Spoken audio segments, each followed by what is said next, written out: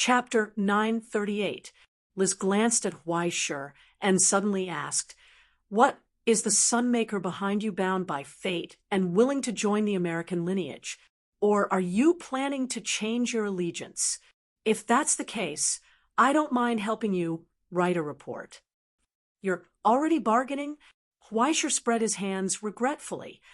"Sorry, don't even think about the Sunmaker. I'm quite comfortable in the ivory tower. Sending an employee like me out may be the limit of what the boss can accept.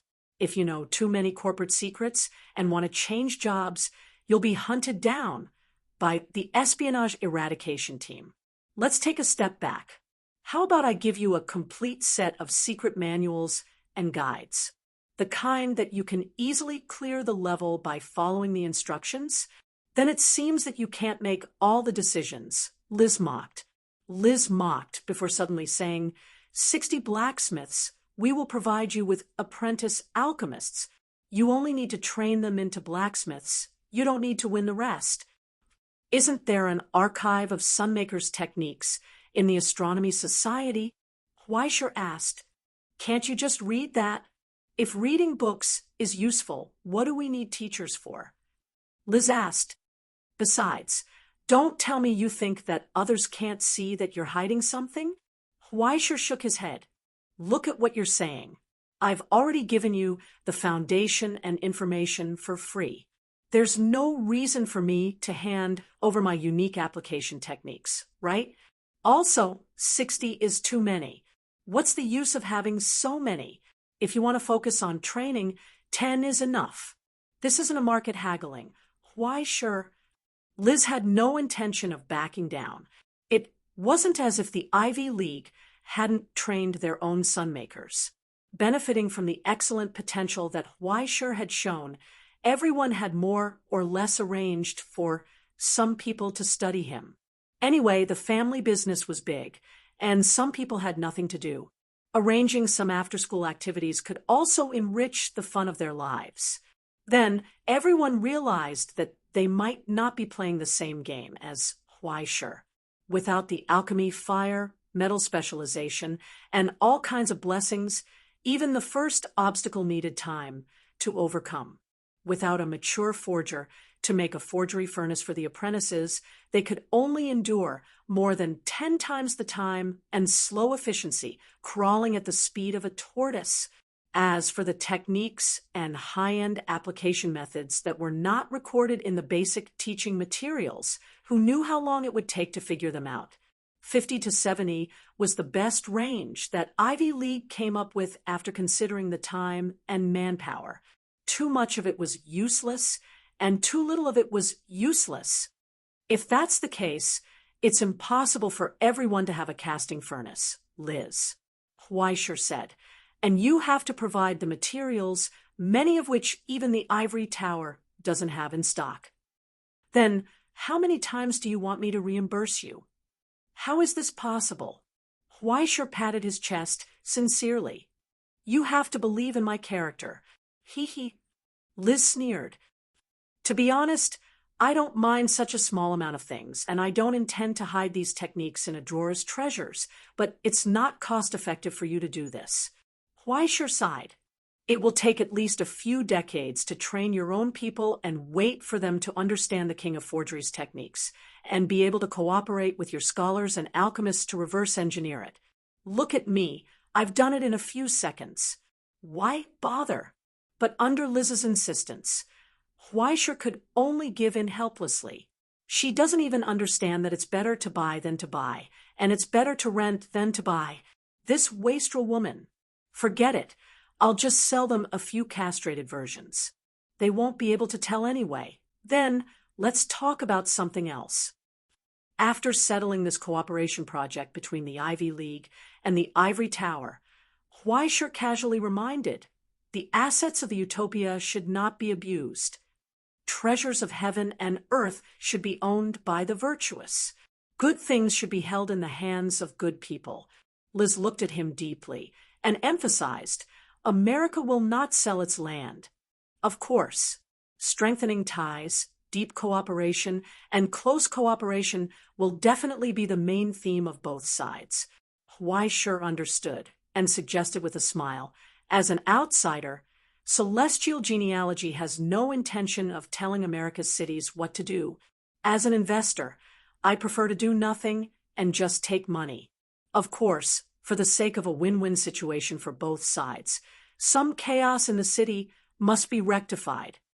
As long as there's money, there's no land. The seat of the independent city-states in the United States of America is open to all who want it, but only if I give my consent, Liz immediately emphasized. The property of America's citizens is sacred and inviolable. Of course, the interests of investors should be guaranteed. I even think that we should get more investment from the outside world to come up with something new here. It's boring to always be in the casino. If you ask me, we should develop in all aspects of morality, intelligence, physical beauty, and labor. To be honest, I've already started planning for the greening of the desert. Huaisher raised his hands high, full of sunshine. We are willing to join hands with the residents to build a more colorful dream city. The investment of the nobles remained unchanged and could even be increased. Don't worry, fellow townsfolk, we celestial genealogy only want money, we don't kill people. If there's money, everyone earns it together. How shameful is it to eat alone? The more people who drink the soup, the harder it is to overturn the pot. But don't think that you can control my project too much, right? Liz solemnly emphasized again, traditions and human rights must be protected. Of course, every soul is born free and noble. Huaisher answered without hesitation. We respect every skin color and every ethnic group. Even the beast type will be treated fairly here. It doesn't matter if you move Native Americans, Aztecs, or even Roman immigrants here. I have the beast type here. Are you afraid? Huaisher wasn't sleepy. As the king of Donbua, he was born to stand on the moral high ground of political correctness. He looked down and hit whoever he wanted. As long as he was willing, he could spit at the top of the mountain and say that this place was too high, and there would be hundreds of thousands of beast types coming out to help him flatten it. Following the two's questions and answers, Douglas' heart sank to the bottom of the valley little by little. It was as if he was witnessing the interrogation of his son-in-law and father-in-law with his own eyes. It looked serious, cold, and hostile, but in fact, with every question the father-in-law asked and every answer the son-in-law gave, everyone was one step closer to a predetermined result. How much is your income?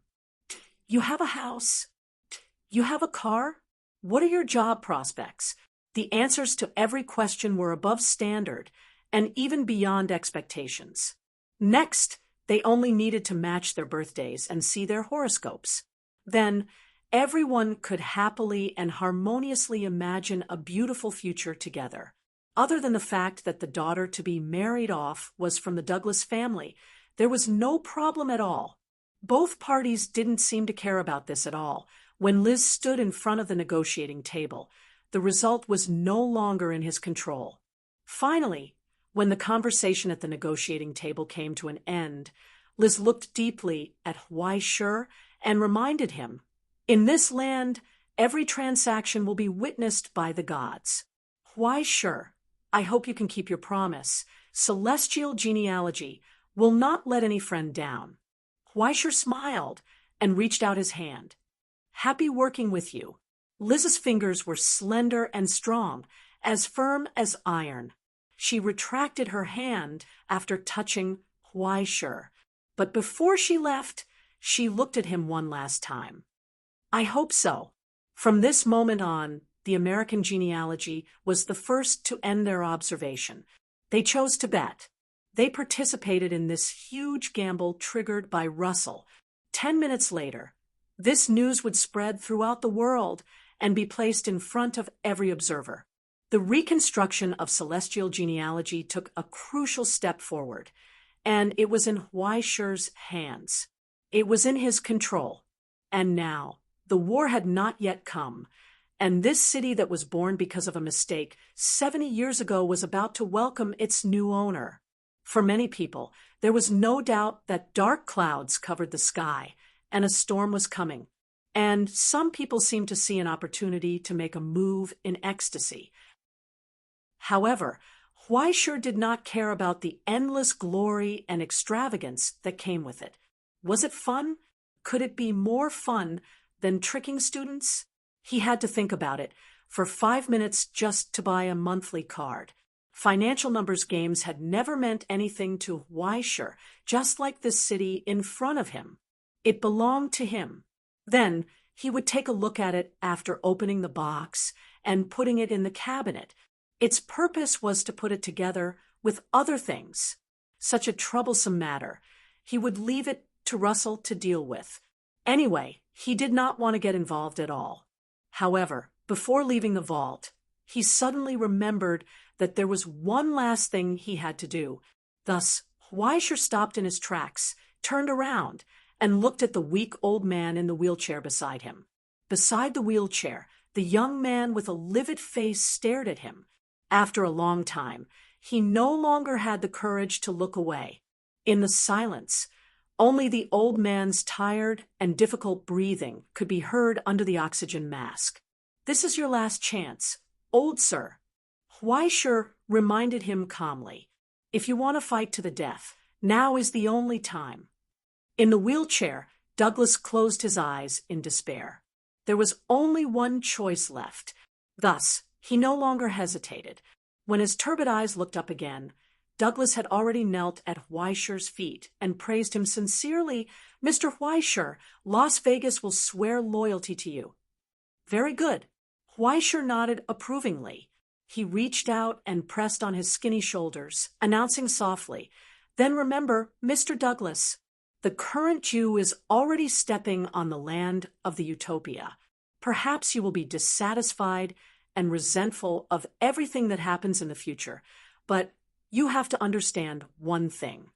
Huaishur lowered his head and reminded him kindly in his ear, "You are living because of this." In the long silence, Huaishur turned around and her footsteps faded into the distance. On the ground, Douglas dragged the cumbersome oxygen equipment. He was sweating profusely and lowered his head deeply, not daring to raise it again. When Huaishur walked out of the base with his suit jacket, he saw Russell leaning against the car and whistling. In the vast desert, the polar bear was smoking a cigar and humming an old jazz song happily.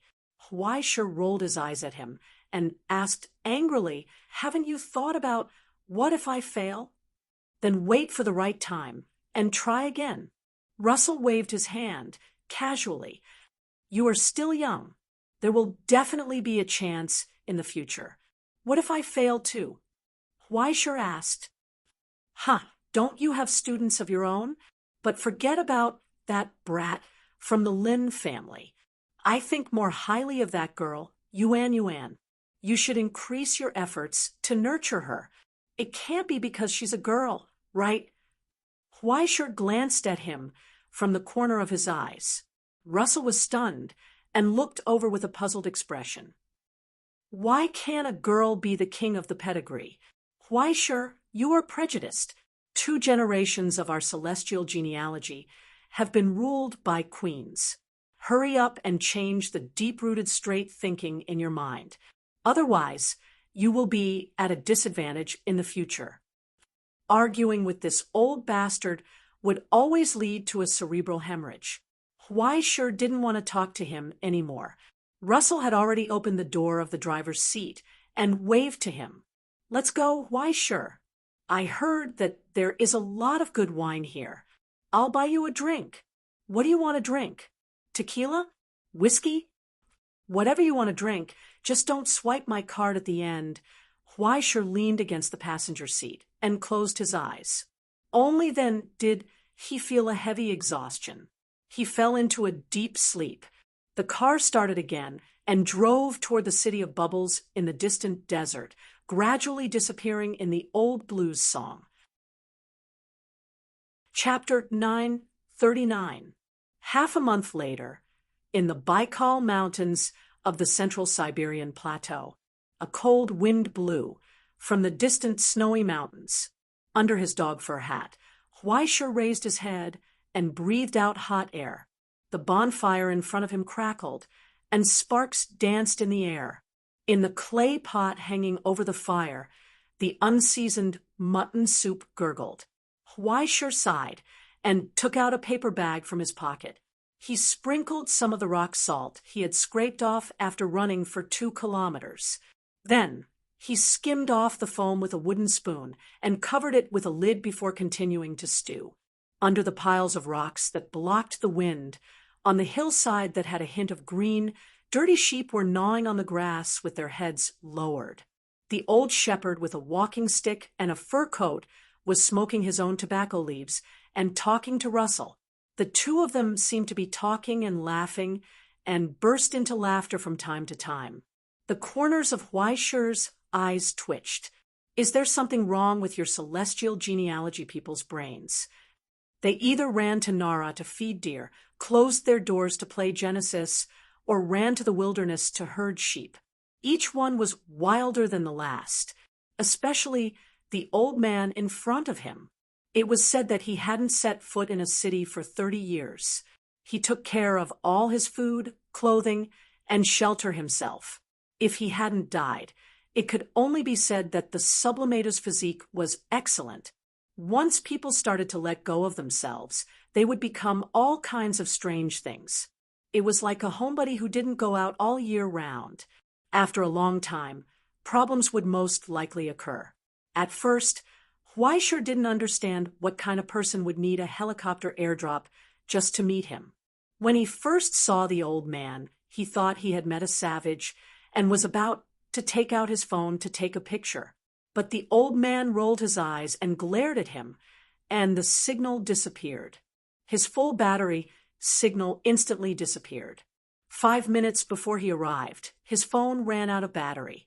An hour later, Huaishur found that Russell's watch was disintegrating. 2 hours later, they didn't have a single modern thing left on them. Even the bank cards in their wallets had been erased.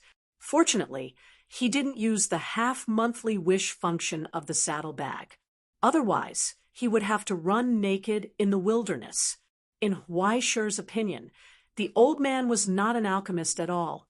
He was simply an EMP that targeted civilization, a high-tech electronic device killer. If he was really allowed to take a stroll in the city, who knew how much trouble he would cause? The most important thing was that although he was a little too biased, he was still a top alchemist. Yet, he still couldn't figure out how the old man did it. It was as if his very existence was a poison against civilization, a mobile electronic disaster. Could this be celestial genealogy's strategic weapon? Was it to throw him into the enemy's camp? Just as the soup was about to be cooked, the two of them ended their conversation and walked towards the tent. He could vaguely see the shepherd's solemn expression, as well as a hint of relief. If that's the case, then I have no reason to refuse. The old man opened his mouth and threw the last bit of the cigarette into his mouth. He chewed on the tobacco and the sparks and asked casually, "Have you been to Kadia's place?" Russell's expression froze. "You asked a good question." The shepherd retracted his gaze. "You have to know that as long as the two of you are still alive, you can't avoid this question." Russell didn't say anything. Only Huaishur blinked his eyes curiously.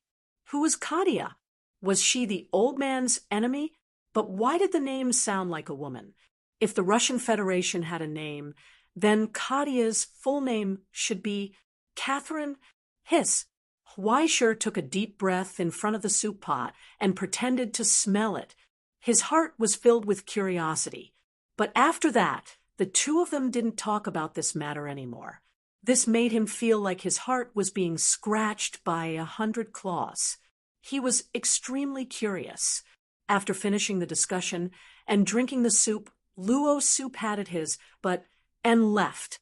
On the way down the mountain, Huaishur asked, "Where are we going next?" He felt that this trip was full of excitement. It was like going out to catch a Pokemon. However, after wandering around for so long from Ingzhou to America and then taking a big detour to the Russian Federation, even Huaisher felt a little homesick. "What's wrong? Tired?" Russell asked. "I'm fine." Huaisher looked at the leather jacket and trousers he was wearing.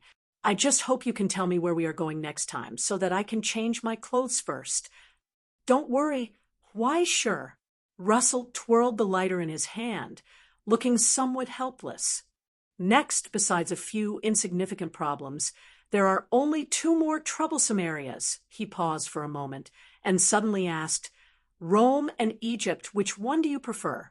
Huaisher thought for a moment. "Since you suddenly said that, of course I choose. Of course you choose Egypt, right?" Russell looked at him and suddenly became happy. "It's just a joke to liven up the atmosphere. Isn't Miss Fu Yi doing an internship recently? You won't be able to see her in Rome. So what's the hurry? If you ask me, why don't we go to London and let Miss AI be a tour guide and enjoy the atmosphere of the Astronomy Society headquarters? Or should we go around the border of the dark net and visit the Three Wise Men? Or India? I heard that Miss Luo surpassed her father a few days ago and passed 3 of the 6 trials. Aya, the future is really promising." The corners of Huaisher's eyes twitched wildly. He didn't want to go anywhere. The premonition of death kept reminding him that wherever he went, there would be a bloody disaster. "Can't you hope for me a little better?" And just as they were chatting, Russell's smile stiffened. He stopped in his tracks. "What's wrong?" Huaisher asked. "Aren't we going to Egypt?" "Why aren't we going?" Russell looked up at the end of the sky and sighed. "It seems that there's no need." Huaisher was puzzled. "We were a step too slow." The old bastard shrugged helplessly, tilted his head, lit a cigar, and sighed softly. "Someone has already come to pick us up." In just a few short seconds, Yi Zichen was stunned. A pale white color rose from the end of the sky, from the deepest part of the distant mountains, and danced above the vault of heaven. It was like a swirling white chain. Huaisher's eyes widened, and he felt his scalp go numb. It was a storm.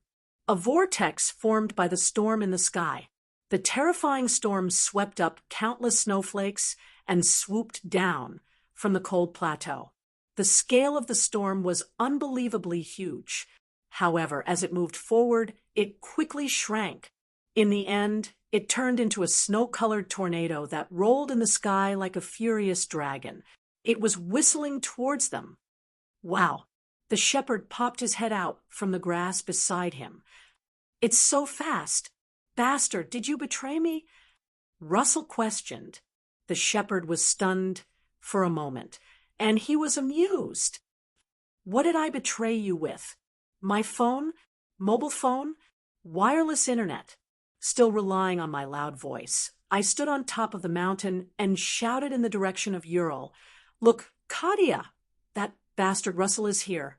The old shepherd snorted and spread out his hands. "Please, she is the old godmother of the Russian Federation, Gaia of the Storm. Every snowflake here has her name, and every strand of frost is her hair. You have stepped into the territory of the Russian Federation. Do you think you can hide from her eyes?" Luo Su was furious. "I've already blocked it. I unblocked it. What are you going to do about it?" The shepherd replied in a bad mood. "Russell, you have to face problems." At that moment, the storm whistled down from the vault of heaven. Huaisher's scalp went numb.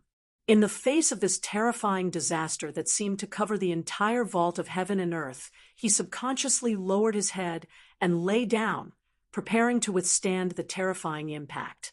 However, the storm brushed past his body from both sides. It was too lazy to pay attention to a character like him who couldn't be taken lightly. When Huaisher looked up, he found that Russell had disappeared. Except for the old bastard, He did not take a single blade of grass or leaf with him.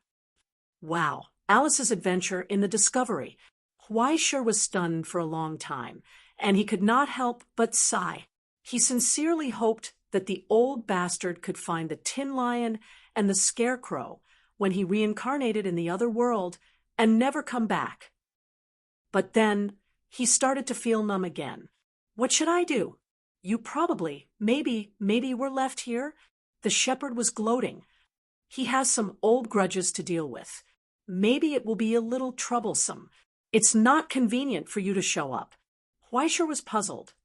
How troublesome? The shepherd thought for a while and said seriously, it's troublesome to collect debts from your ex-girlfriend. Huaisher was shocked by this huge amount of information, and he shook his head. Forget it. But Russell, that old bastard, owed 350 million yuan from eating, drinking, and gambling. Celestial genealogy was not reorganized halfway, and he died. Where would he go? Back to Donbua? I see that you have nothing to do. Why don't you help me herd the sheep? The shepherd excitedly proposed. I see that your mutton soup is very good. Why don't you help me, and I'll teach you the primordial curse technique. I have the interest of surviving in the wilderness. Why would I come to the Russian Federation? Before Huaisher could respond, he heard the howling of the storm in the sky. The ghastly white tornado came back again. It was as if he remembered that he forgot to bring the car key. It suddenly came back and swallowed him in an instant. When the storm dissipated, Huaisher had disappeared. Only the shepherd was left standing in the same place, stunned, and looked up at the sky. Hey, Katia, you should take me with you. I haven't been out for many years. No one responded, only the bleating sound of a herd of silly sheep galloping past. The sky was far away from the highlands. In the storm, Huaisher didn't feel the dizziness that he expected. It was just like a blur in front of his eyes. From the mountains, he came to a strange city. In all directions, there were high walls of factories and smoke rising into the sky from countless chimneys. Cars roared past him, and the bells in the church in front of him rang. A flock of white pigeons in the square was startled. Pedestrians holding coffee hurried to and fro. Huaisher looked around blankly, still wearing a leather jacket, pants, and a leather hat. He looked like a bear that broke into the city. Where is this? The capital of the Ural Industrial District. In front of the church, the black-clothed priest who was ordered to wait here replied, Mr. Huaisher, welcome to the Russian Federation. Chapter 940. In the hot summer wind. Huaisher couldn't help but take off his dogskin hat and start fanning himself. He was a little surprised. In the blink of an eye, he went from the central Siberian plateau to the other side of the Russian Federation. Is it that magical? Huaisher was stunned for a moment, then looked at the church in front of him before he reacted. Where is this? Ekaterinburg. The priest said, You are in the blood-dripping church, which belongs to the Russian Federation. Huaisher suddenly felt numb again. All the important offices and branches of the Russian Federation were in the form of churches throughout the country or overseas, especially in industrial areas like the Ural region. The importance of the blood-dripping church, which was second to none in the capital, was obvious. Why was he suddenly thrown in front of the Public Security Bureau? Did he commit a crime again? Forget about that dog, Russell smuggling himself in. He even implicated him. He subconsciously wanted to say 3 words in a row, but before he introduced himself, he reacted. That's not right. Even if he didn't go through customs, as an action member of the Astronomical Society and a special military officer, he had the right to pass through the present territory. As long as he was in the present territory, the national border was almost nothing to him. At most, he could send a text message to the local branch to report. What's there to be afraid of? He coughed awkwardly and asked, Well, where is the old man who came with me? The bishop and Mr. Russell have something important to discuss. The priest replied politely. Please wait for a moment. How about I entertain you? Bishop, the corner of Weischer's eyes twitched. Well, this wave was directly intercepted by the higher-ups of the Russian Federation. The old bastard Russell was happy to have his boat capsized. But since the other party didn't throw a cup as a signal and jump out 300 holy knights to sharpen their knives, it meant that he was still safe. As for Russell, worrying about him was better than worrying about whether he had turned off the tap when he went out. After he sorted out the situation in front of him, he instantly calmed down. His gaze turned back to the middle-aged priest in black with a beard in front of him. He realized that the ordinary-looking priest in front of him was actually wearing a sword-shaped holy emblem. He really was a Templar knight. Excuse me, may I know your name? Weischer stretched out his hand. Alexei Antonov. Just call me Alexei. The priest shook his hand and turned around to lead the way. Please follow me. In this way, he led Weischer all the way to the door of the church. After passing through the hall, he turned right and walked to the back hall. Along the way, Weischer also saw many believers praying and tourists excitedly taking photos as souvenirs. It was hard to imagine that such a place was actually an important town and branch of a system. Are there usually so many people here? Weischer asked. After all, it's a famous tourist attraction. There will be more tourists during the holidays, but those who come are all believers, so it's not good to reject them. Moreover, this is also a necessary way to expand our influence and recruit new blood. Alexei explained calmly and opened the elevator door for Weischer. When the door opened again, he saw an office-like hall with staff coming in and out, as well as cubicles. It was quite a corporate atmosphere. However, everyone here more or less wore rosary beads and holy emblems on their bodies. Even if there were no slogans on the wall and there were not many religious displays, the atmosphere was still strong. Noticing Weischer, who looked like a bear strolling through the streets, many people did not find it strange. Many people even greeted Alexei. It could be seen that he was highly regarded and had a high level of authority. Orthodoxy. Weischer sighed. This is the first time I've seen it. It's just faith. In front of celestial genealogy, there's nothing strange about it. Alexei replied calmly. Alexei answered calmly and opened the door for him. In the lounge, there was already a new set of clothes on the table, from the inside to the outside, including the shoes. There's not much time. We only had time to find these clothes from the warehouse. If the size is not suitable, please let me know. I'll come back later. The Wi-Fi password is on the wall. Please don't hesitate to serve the tea and snacks on the table.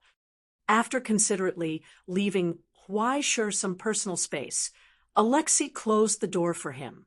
Weischer was left in the room, looking around.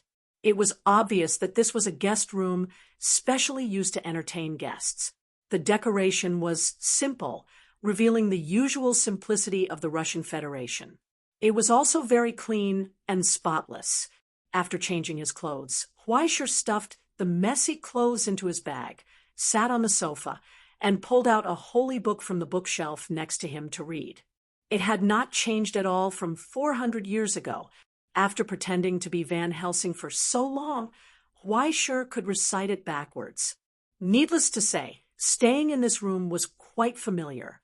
After 400 years, even the display of the guest room had not changed much, except for the addition of the Wi-Fi. After all, it was the Orthodox inheritance of the Holy Spirit pedigree. Hundreds of years ago, when the rancher was born and the gods fell, the Holy Spirit pedigree also fell apart. During that chaotic period, the predecessor of the Astronomical Society, the Pioneer Society, united the major pedigrees to re-establish the foundation of the present realm, thus forming the embryonic form of the Astronomical Society.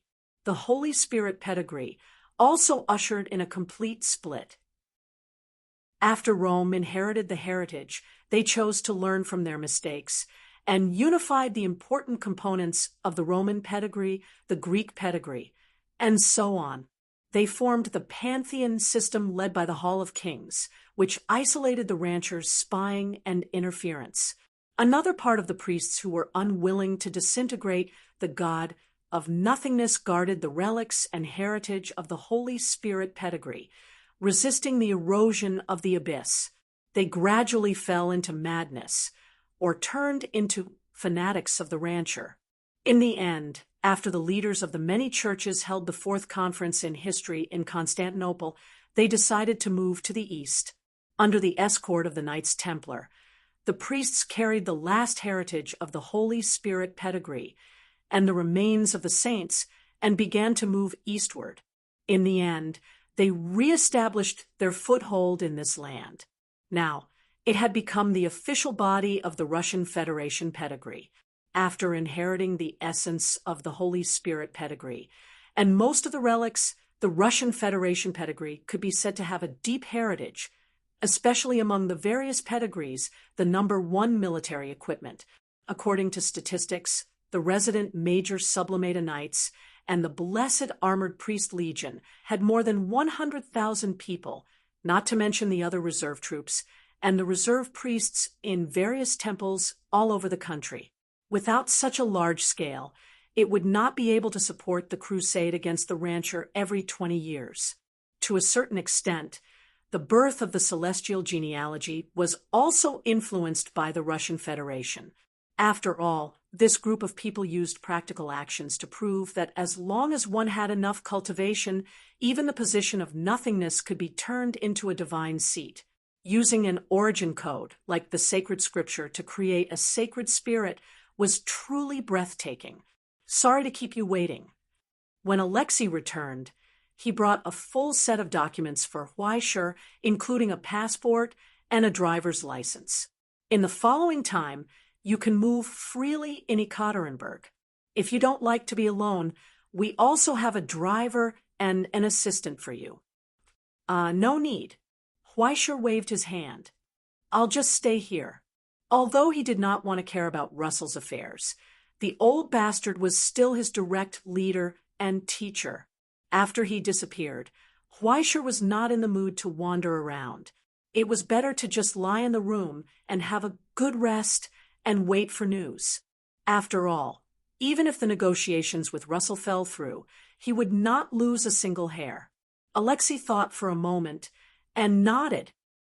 In that case, since it's rare for you to come here, why don't I be the tour guide and show you around the blood-dripping church?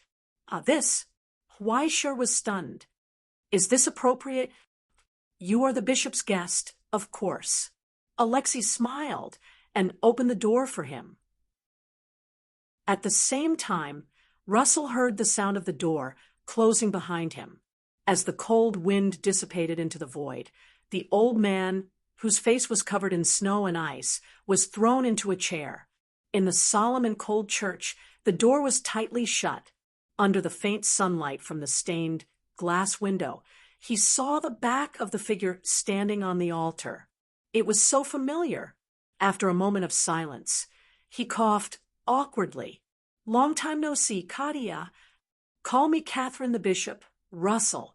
Are we so close? When the female monk turned her head, her expression showed a trace of indifference and alienation.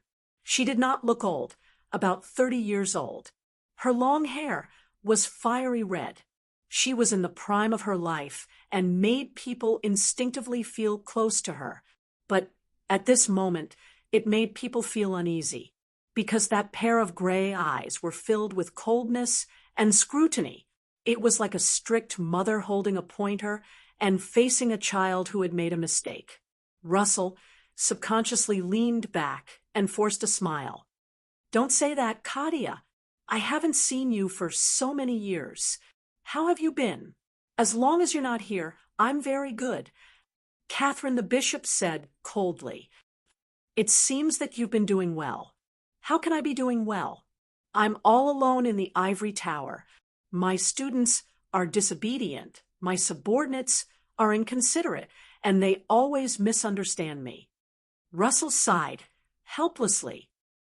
I only feel happy when I'm drunk occasionally. Sometimes when I'm reading, I think of you. I've kept the books you left behind. Are you just starting to cater to my interests? Isn't it a little late? Catherine the Bishop sneered. Everyone knows that you're only interested in pornographic books. People change, Katia. Russell refuted. I can change too. Why don't you believe me? Without waiting for Catherine the Bishop to speak, the old man slowly stood up. His cloudy eyes stared at his long-lost girlfriend, and he sighed hoarsely. No misfortune can be compared to losing time, right? He said. Katia, we've missed too much. Come on, Russell. Catherine the Bishop replied indifferently. No matter how you feed the wolf, its heart will always be with the forest. Believing that a person like you has feelings is the biggest mistake I've ever made. I've also made a mistake, haven't I?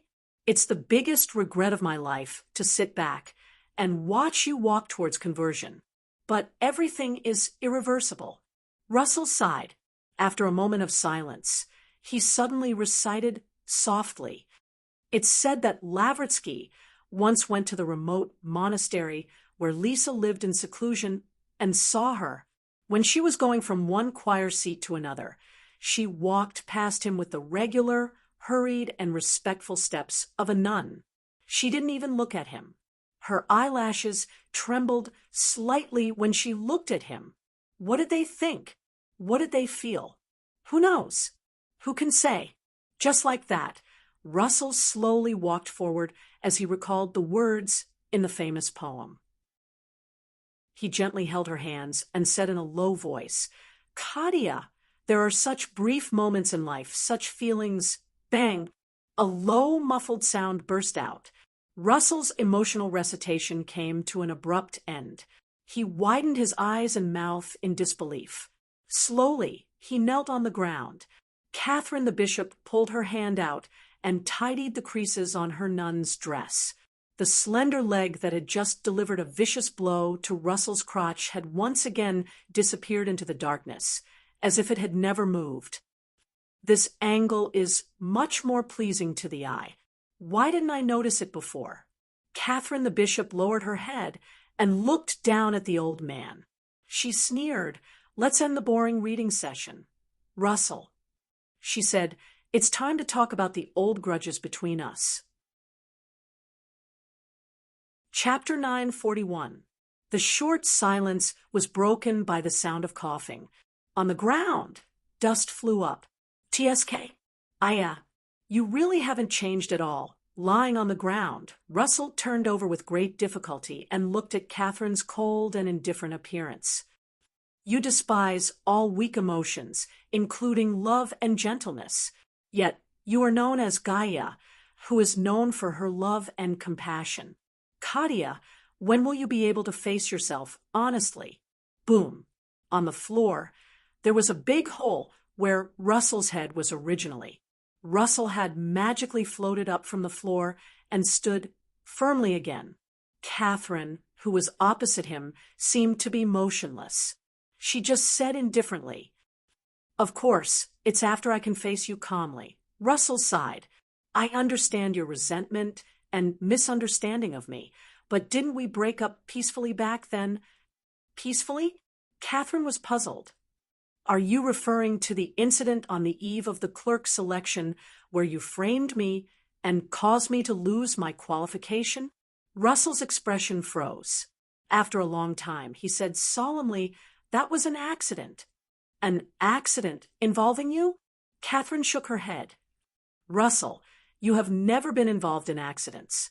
You are the accident itself. At first, I still believed in your innocence and promise. But how did you repay me? More lies, more deception. You noticed the fall of the kingdom of heaven in advance, but you didn't say anything. Instead, you deceived me to the present, because it was too late to save you. This is not a reason to stand by and do nothing. Catherine sneered. You are a disgrace to your teacher. Yes, he did say so, but I also have my difficulties. Russell sighed and rubbed the bridge of his nose. He was troubled. It seems that I really can't clear my name. Do you need to clear your name? Catherine took a step forward. The solemn and cold nun stretched her neck and whispered in his ear, "Do you really think that I don't know what you are hiding? Dusk Mimir." Russell was silent. After a long time, he raised his hands helplessly. "I admit defeat. Can we not talk about this topic? Then let's talk about how you're going to compensate me for my losses." The female bishop sat on a chair that grew out of the ground. Her posture was prim and proper. "How about a public apology? Admit to your original framing and conspiracy, then step down and give up the things you don't deserve, and then hand it over to you." Russell laughed and spread out his hands. "Look, Katia, with such a strong desire for control and such strict moral standards, there is no room for an unstable factor or a stain. I can tell you with all due respect that even if you pass the selection, you will not be able to become a clerk." He shook his head and sighed helplessly. "Why don't you want to admit it? You are someone who has been abandoned by fate, just like me. Then what are you doing now?" "Me?" Russell thought about it and shrugged. "I just accepted my fate. You should be like me. Look, Russell, back then you treated everything as child's play. Now you're starting to revere fate. It seems that aging really does increase virtue, but isn't your fate to go with the flow? Why are you appearing in front of me now? Maybe it's because a big wave is coming." Russell did not care about the other party's humiliation. He replied cheerfully, "To tell you the truth, a duckweed like me has also joined the tide of fate. Do you want to know? Do you want to know why? But I won't tell you." Catherine the Great's expression became colder. "You should understand that the celestial genealogy cannot be rebuilt." "Then who told me this?" Russell asked. "Catherine the celestial genealogy, or the old godmother of the Russian Federation?" "Both," Catherine the Great said coldly. Catherine said coldly, "You have to answer carefully. This will not only determine the decision of the Russian Federation, but also the attitude of the Divine Essence faction. You can't fully represent the path of the Divine Essence." "Katia," Russell smiled proudly. "Isaac is still helping me." Catherine the Great shook her head. "Forget it, Russell. Although I don't know what you've said to tempt my unlucky student. Do you expect him to disobey me? As long as he's on my side, that's enough." Russell said, "Even without the support of the Russian Federation, I can rebuild the celestial genealogy." "Katia, you're wrong about one thing. The celestial genealogy is never something that can be rebuilt with help. No one can help us rebuild the kingdom of heaven, only ourselves. Not Rome, not Donxia. Even without America's support, I will still insist on doing it. You're used to power and think that power can do everything. Indeed, power can do everything, but power is beyond everything. Didn't you join the celestial genealogy because of this unreproducible value? Katia, why can't we work together? If we work together, the rebuilding of the celestial genealogy will be a foregone conclusion." "That sounds great, Russell. No matter what happens, a man like you can say such irresponsible words to others. It's as if you're living in a dream forever." Catherine the Great sighed. "You promise a lifetime of happiness, but you don't understand the weight of marriage and eternity to a woman. I used to love you deeply, Katia, more than I love myself." Russell said solemnly, "You should understand. This is a church, Russell. 400 years ago, if you said such words to a chaste nun here, you would be burned at the stake." The old godmother shook her head coldly. "I've already converted. Russell, whether the celestial genealogy is rebuilt or not has nothing to do with me. This is not an excuse. You should understand. Russell did not say anything. He used to love the woman in front of him deeply, just as the woman in front of him used to love him deeply. Unfortunately, they were the same kind of people. They both loved something more than themselves. Whether it was Russell's innate freedom or Catherine the Great's desire for control, they were both high walls that could not be crossed. Love might be important, but it was definitely not the main theme of life. They went to the utopia because they believed that human life had more value. That was why they met. And because of that, they would never compromise. It was because of this that conflicts broke out during the selection of the Clerk of Fate. The so-called accident was just a prelude. Both sides knew that unless the other side withdrew, they would fall in front of the Utopia gate. Even if it was the love of their lives, they would never give in. After the fall of the Utopia, Catherine the Great, who was tricked by Russell to come to the present, was disheartened. She chose to convert, became a chaste nun, and joined the Russian Federation. This was also why she hated Russell's inaction. Being trapped by the current situation was never an excuse for inaction. If he really wanted to do something, no matter what, the situation would have changed. He had violated his duty. A person's talent had to be put to good use. If this path did not work, then there was another path. Since then, she had not slacked off for a single day for 70 years. Until today, among the believers baptized by her, she had trained 191 Templar knights and thousands of priests and nuns. Every ascendant who had received her kindness willingly called her godmother. Even though she was a woman, her influence was not inferior to that of the patriarch. She was a saint who had directly received the blessing of the god of nothingness. Even the capital of the Ural region was named after her. The Church of Dripping Blood was the place where she used to execute traitors. Gaia of the Russian Federation. That was what everyone called her. She had already achieved something, and it was impossible for her to easily abandon everything, change her tune, and rejoin the broken celestial genealogy. You should understand that even if the celestial genealogy could be reorganized, it would be meaningless. You are already so old.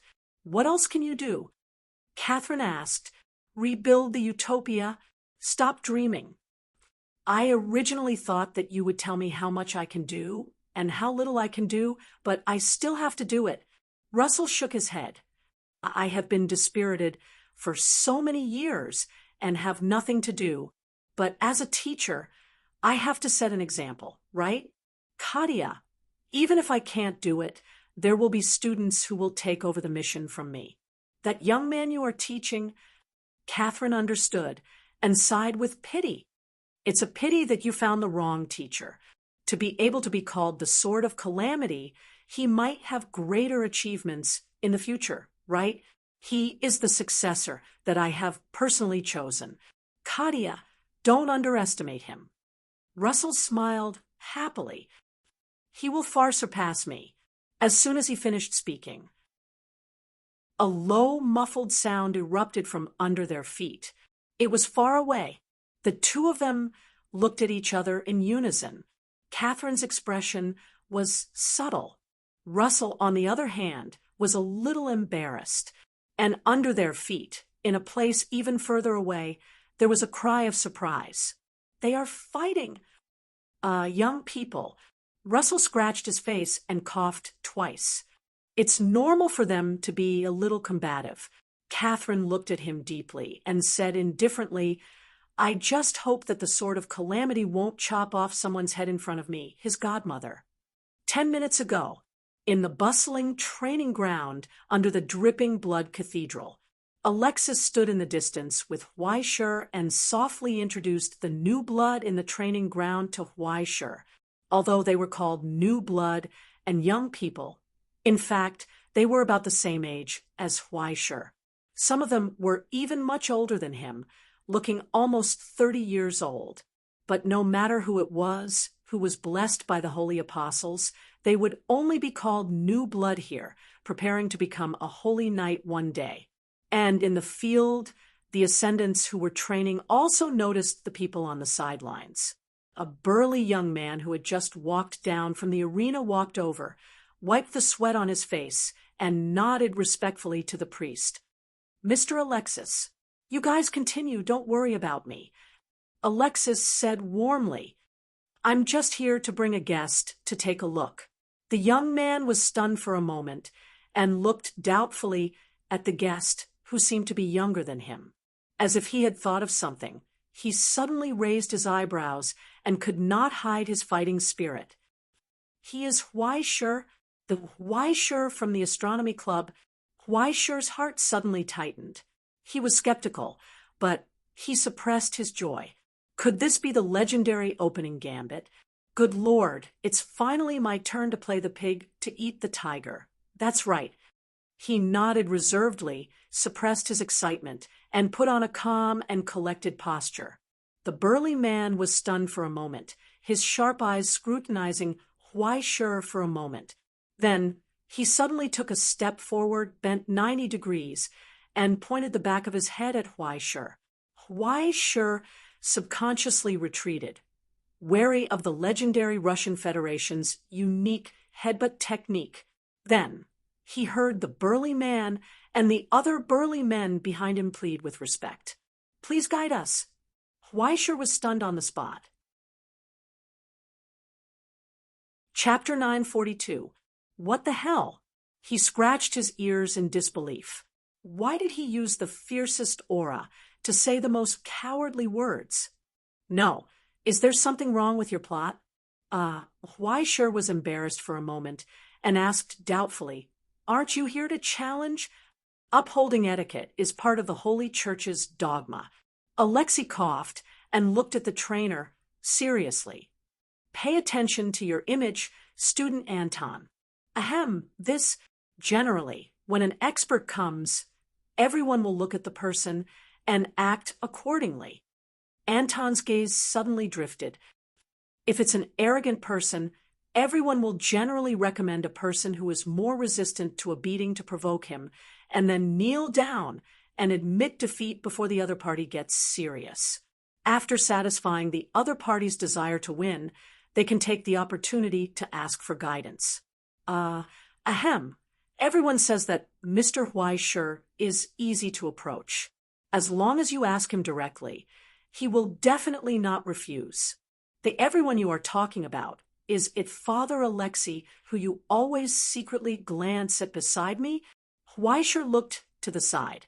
Alexei became more and more embarrassed. After coughing twice, he said embarrassedly, "It's a rare opportunity.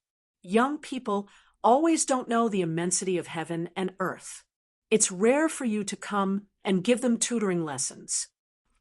Okay. The corner of Huaishur's eyes twitched twice, and he nodded helplessly, who said that the people of the Russian Federation were stupid and crude. Why did they have so many tricks up their sleeves? Then, can you give them some guidance? Alexei's smile became more and more enthusiastic. How do I guide them? Huaishur scratched his head. A public lesson on the traditional beheading method of the Slavic greatsword. It's okay, just give them some guidance. Alexei turned around and glared at Anton. Hurry up and get ready. Immediately, the group of strong men nodded excitedly and cleared the center of the arena in an instant.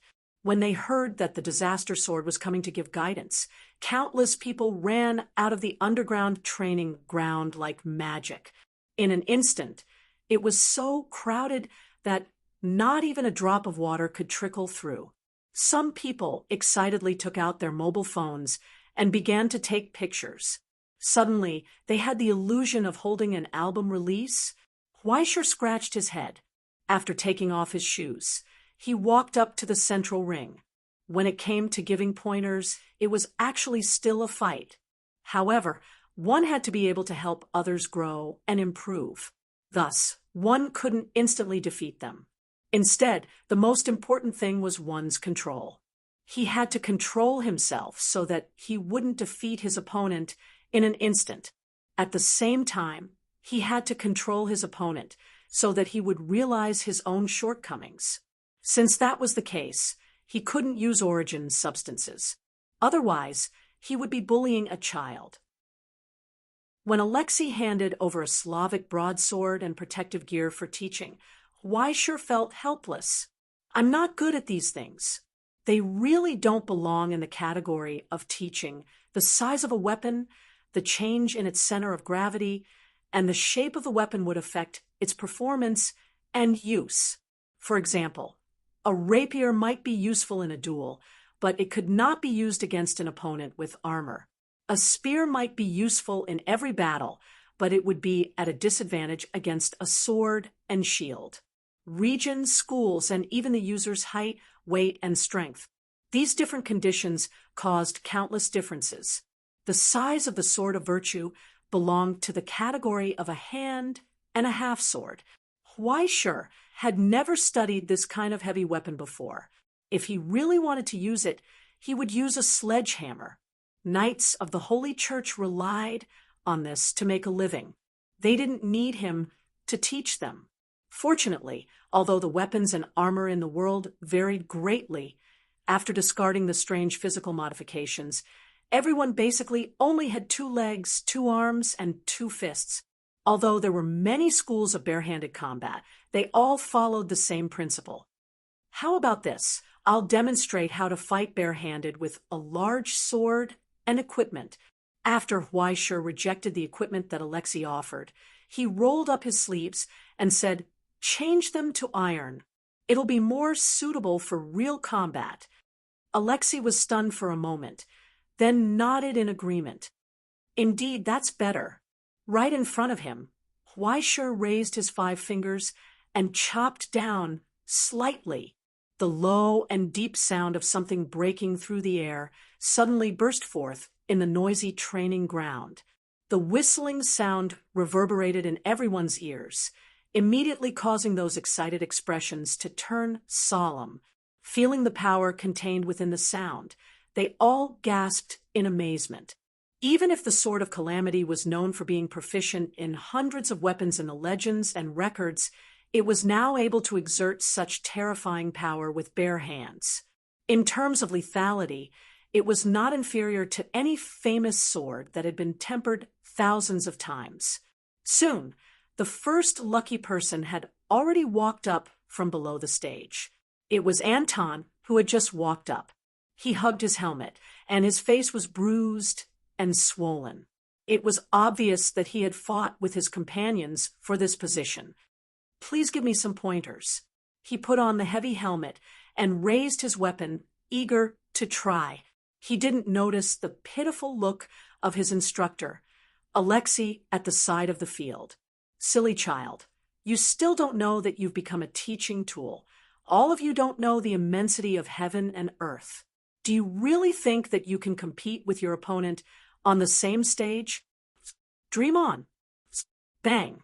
The moment Anton roared and rushed up, a low, muffled sound burst out before he could finish his sentence. His entire body seemed to have been flipped over by a huge force. Together with the armor on his body, he slammed hard on the plastic floor mat. Only the broadsword that had been released from his hand flew in the air. Weisher casually caught it and held it upside down. The ball of weight at the end of the broadsword touched the back of Anton's head and retracted it. Bang! There was a soft sound.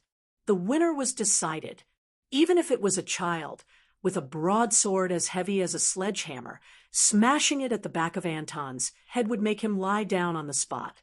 The threat of a blunt weapon against an armored opponent was obvious. "Did you see it clearly?" Weisher lowered his head and asked. Anton looked confused, and the exclamations of the people around him were brewing in their throats. The scene was dead silent, except for a few sharp-eyed people. No one saw the details just now. "Then let's do it again. This time I'll slow down." Weisher stretched out her hand and casually pulled Anton up from the ground, sending him back to his original position. She then explained to the people around her, Against an opponent wearing armor, normal attacks will not be able to do any damage. Furthermore, the steel structure of the armor also means that joint attacks will not be able to do anything. Similarly, with the protection of the steel neck guard and key parts, twisting skills are also useless. Of course, if you have enough strength to twist steel, then it's a different story. But in this case, there's no skill to speak of. So, who can tell me, what are the remaining options now? At that moment, someone in the crowd suddenly understood. Ground skills. You guessed it a little. Huaisher smiled, causing Anton, who was about to charge again, to suddenly feel a chill in his heart. But when he subconsciously wanted to defend himself, he saw Huaisher move slightly to the side and take a step forward, approaching him. He casually pressed down on his shoulder and pulled him back. At the same time, he inserted his right leg between his legs and easily broke his balance. In an instant, the sky and earth spun, and the muffled sound from before reappeared. The whole ground came crashing down again. Anton's vision turned black, and he almost couldn't get up. Strictly speaking, this should be a tripping technique, right? Huaisher reached out and pressed on his back, preventing him from getting up again. He slowly explained, the demonstration just now wasn't typical. You don't have to deliberately learn it, just refer to this idea. This isn't a jack of all trades move. When the difference in strength between the two sides is too great, I'm afraid that the opponent will only break your leg. Only when the difference in strength between the two sides isn't too great, then there's a possibility of making up for your own weakness. He reached out and helped Anton up again. Let's continue. Anton stood in the same place, panting for a long time before he finally recovered. This time, he didn't dare to charge forward like last time. Instead, he was cautious and slow, closing the distance step by step. If that's the case, the enemy would have run away long ago. Huaisher shook his head and smiled, but Anton was unmoved. He approached step by step. Every step was steady, without any negligence or flaw. He was focused on maintaining a defensive posture. You can't not attack, right? Huaisher looked at him calmly and slowly raised his hand, aiming at his face behind the mask. Then I'm going to attack. The moment Huaisher clenched his fist, a great chill emerged from Anton's heart, making him tremble. He instinctively slashed his sword at Huaisher, who was 2 steps away. Idiot! Alexei shook his head and sighed. At that moment, Anton expected to smash his iron helmet and smash his head into pieces, but the fist didn't hit him. Instead, he opened his 5 fingers, and as Huaisher stepped forward, he easily dodged the sharp edge of the sword. Then he put one hand on the armor on his arm, and then the other hand pressed down on his shoulder. He pulled forward. Originally, he could have used a more violent and destructive shoulder throw to achieve the same effect, but considering the physical limitations of the others, Huaisher paused for a moment and changed to the current method. Thus, in this long silence, there was only a muffled sound that burst forth again. Did you see it clearly? Huaisher pressed down on Anton's back, hiding it from the students who were sitting on the ground. The key is to stay calm. Don't panic, look for opportunities to break the opponent's balance, and fight for an opportunity to create an effective attack or escape, like this or whatever. The armor's protection is also a restriction. When the opponent loses the ability to fight back, the battle is already over. Following his words, Huaisher raised his hand and pressed down, causing a 5-fingered imprint to appear on Anton's helmet. Then his hand chopped down, easily tearing apart the joints on the heavy armor, causing the armors on both arms to fall off. His hands were like phantoms, making it hard to see clearly. They were so gentle that there wasn't even a sound. When Huaisher's palms swept down from top to bottom, the armor on the ground had already disintegrated inch by inch. The sound of steel breaking rang out continuously. In the end, only Anton was left gasping for breath. Huaisher, on the other hand, stood up calmly as if he had just bent down to peel a green onion. He patted Anton's shoulder and encouraged him to work hard, then raised his head and said, "Next." Chapter 943. When the second student stood in the arena, Huaishur almost couldn't help but laugh out loud. It seemed that he was intimidated by Huaishur's appearance of tearing apart the heavy armor with his bare hands just now, so he simply went all out. Even if Huaishur guaranteed that he would not use extraordinary abilities, the second student still did not dare to slack off. Since wearing armor was the same as not wearing it, then he might as well not wear it. After sacrificing meaningless defense, he gained mobility and adaptability. At this moment, Alcide was only wearing a tight-fitting swimsuit. Although it was light, it was covered with fine and complicated fishgale-like materials, so its defense was obviously not bad. He held two traditional Cossack Chakshima swords in his hands. After saluting Huaishur, he circled around him and began to test him. "Don't worry, I won't attack first." Huaishur repeatedly assured him, "Are you sure you don't want to change your equipment? This set of equipment has no teaching significance at all." "It doesn't matter. I will do my best to pose a threat to you." Alcide grinned. As he wandered, the two sabers in his hands constantly rotated and changed. He held them forward and backward, as if they had grown naturally in his hands. It could be seen that he was skilled and flawless. Everything within 5 steps was within his attack range. The Cossack sabers were originally known for their speed, and they were always successful in battles between cavalry. For the Templar Knights, it was completely easy for them to reach the speed of a warhorse. It was obvious that he was determined to find an opening to launch an attack and escape with one strike. He would not continue to fight. Huaishur sighed. A battle like barehanded against dual sabers has no teaching significance at all. He scratched his head helplessly. Why don't all of you look at the basics and focus on high-end operations instead? An opportunity. The moment Huaishur scratched his head, Alcide, who was spying from the side, had his eyes lit up.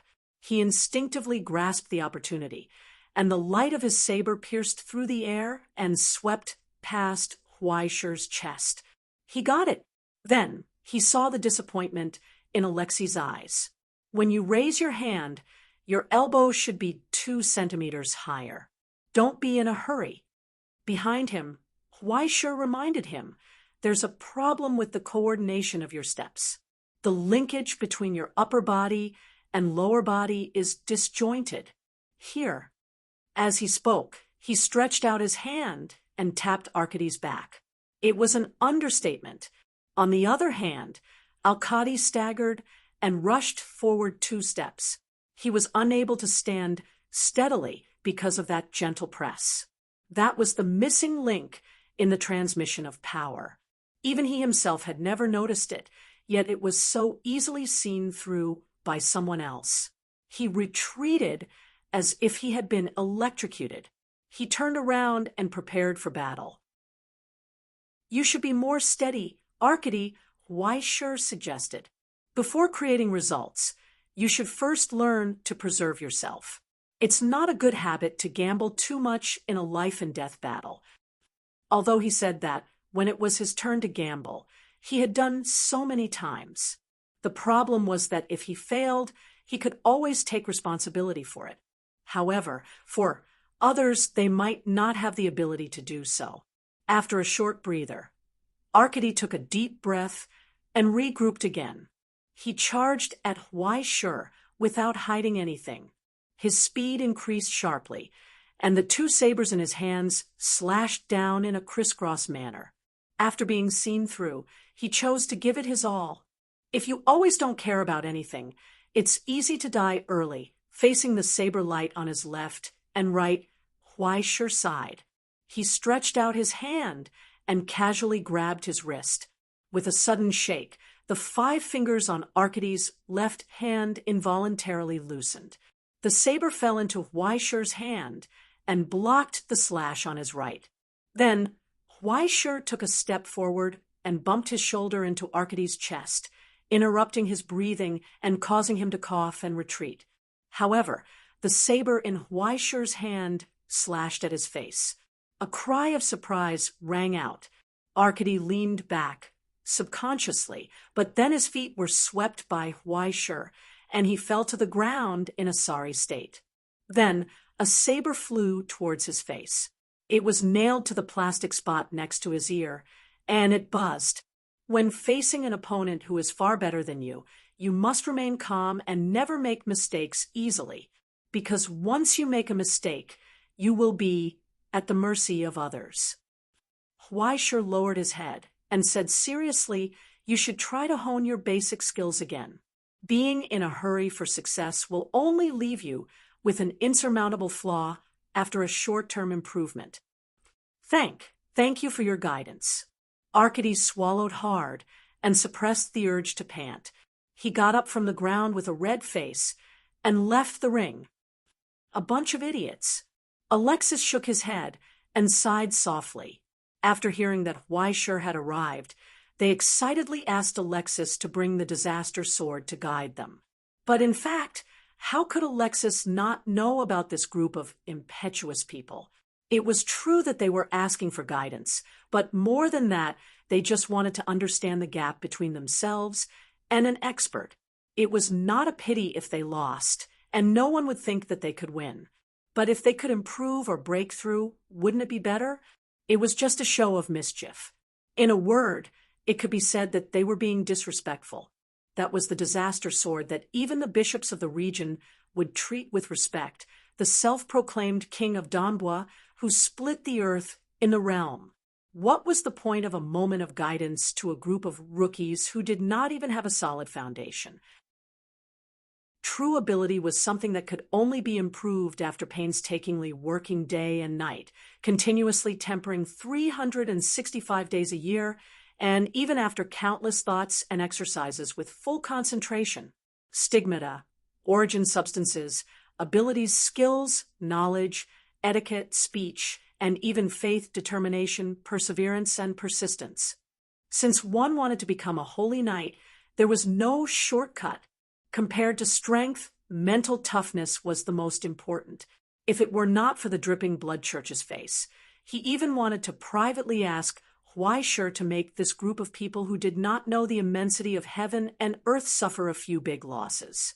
It would be best if he just broke a few legs. In the end, they still had too little training and too good nutrition, and they still had the mind to let their imagination run wild. Alexei stood expressionlessly with his hands behind his back, the palm behind his back, casually turning his lighter. He had already made up his mind. From tomorrow onwards, these 3 months, I will double the training for this group of people. No, super double. I have to teach this group of people what reverence is. And just as he was thinking, the third challenger had already stepped onto the stage. This time, Alexei nodded slightly. It was obvious that there were still people among the students who had a proper attitude and knew their limits. In comparison, he made the best choice. Under the condition of ensuring agility, he put on leather armor that protected his vitals and key parts, and he chose the lightest and most agile dagger as his weapon.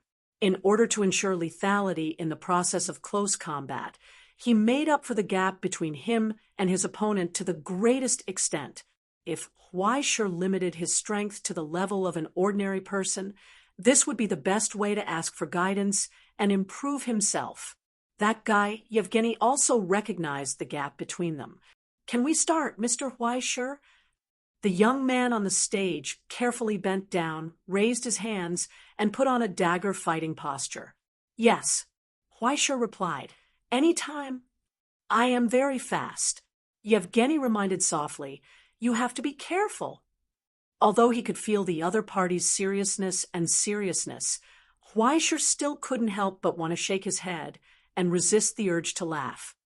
Okay, he nodded and said, I will be careful. At that moment, Yevgeny disappeared on the spot. Huaishur's eyes widened. He only felt a bone-piercing chill appear behind him as the wind blew on his face. What a fast speed! It was already above the level of a third-order sublimator. He couldn't understand why, with such ability, he was still in the training camp of the Templar Knights. But before that, his body had already made a response. He took a step forward in an instant, turned around, and caught a glimpse of the outline that emerged from the gust of wind. It was reaching for the back of his heart with a dagger. This was completely beyond the scope of a Templar Knight. Instead, it was more like an assassin.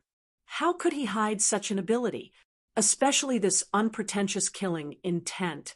Weisher stretched out her hand in an attempt to grab his wrist and restrain him.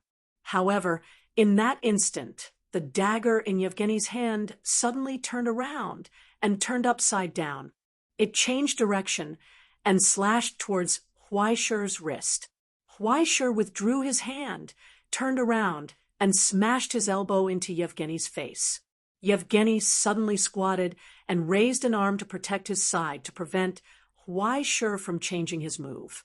Then, the dagger in his hand slashed towards Weisher's throat again.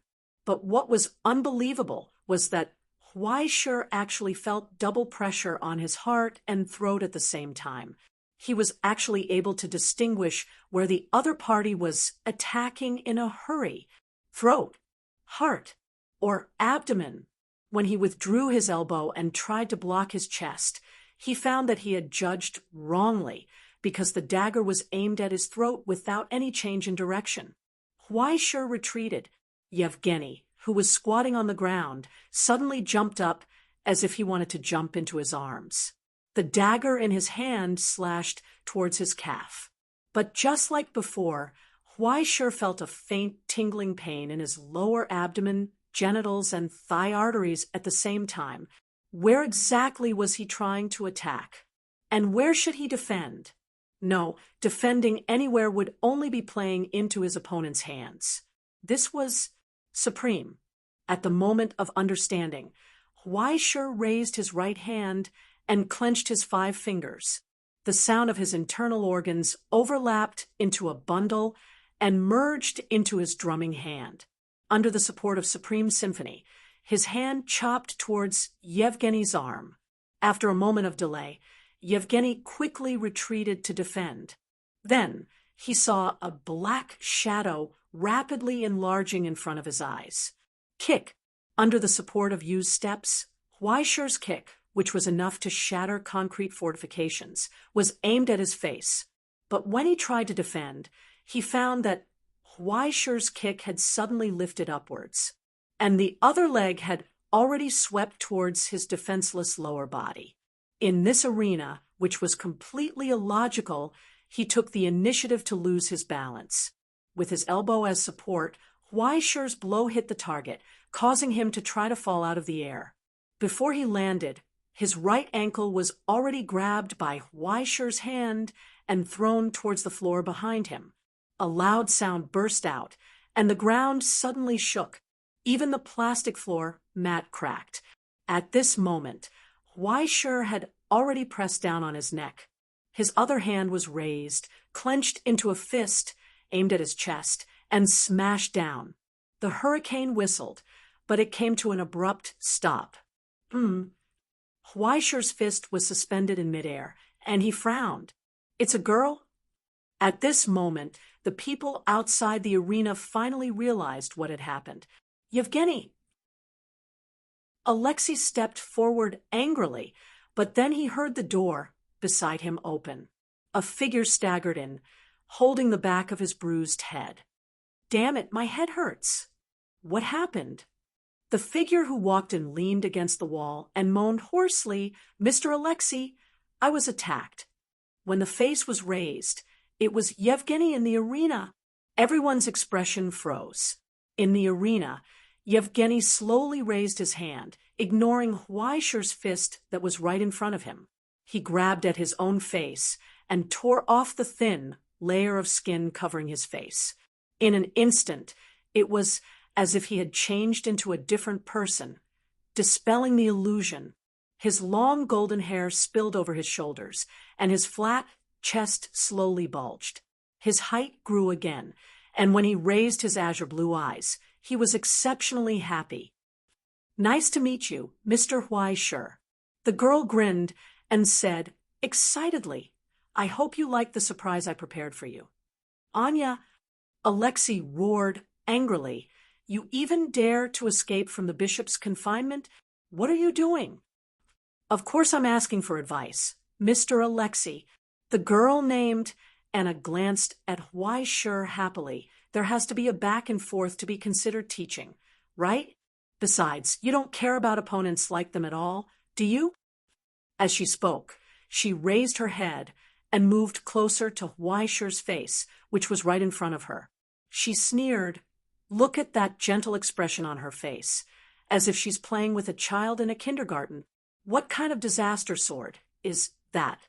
Feeling the breath that was close at hand, Huai-Shur's face retreated, and he let go of his hand. "You're right," he replied calmly. "To be honest, I don't like this nickname very much. If tomorrow's news can be changed, I don't have any objections.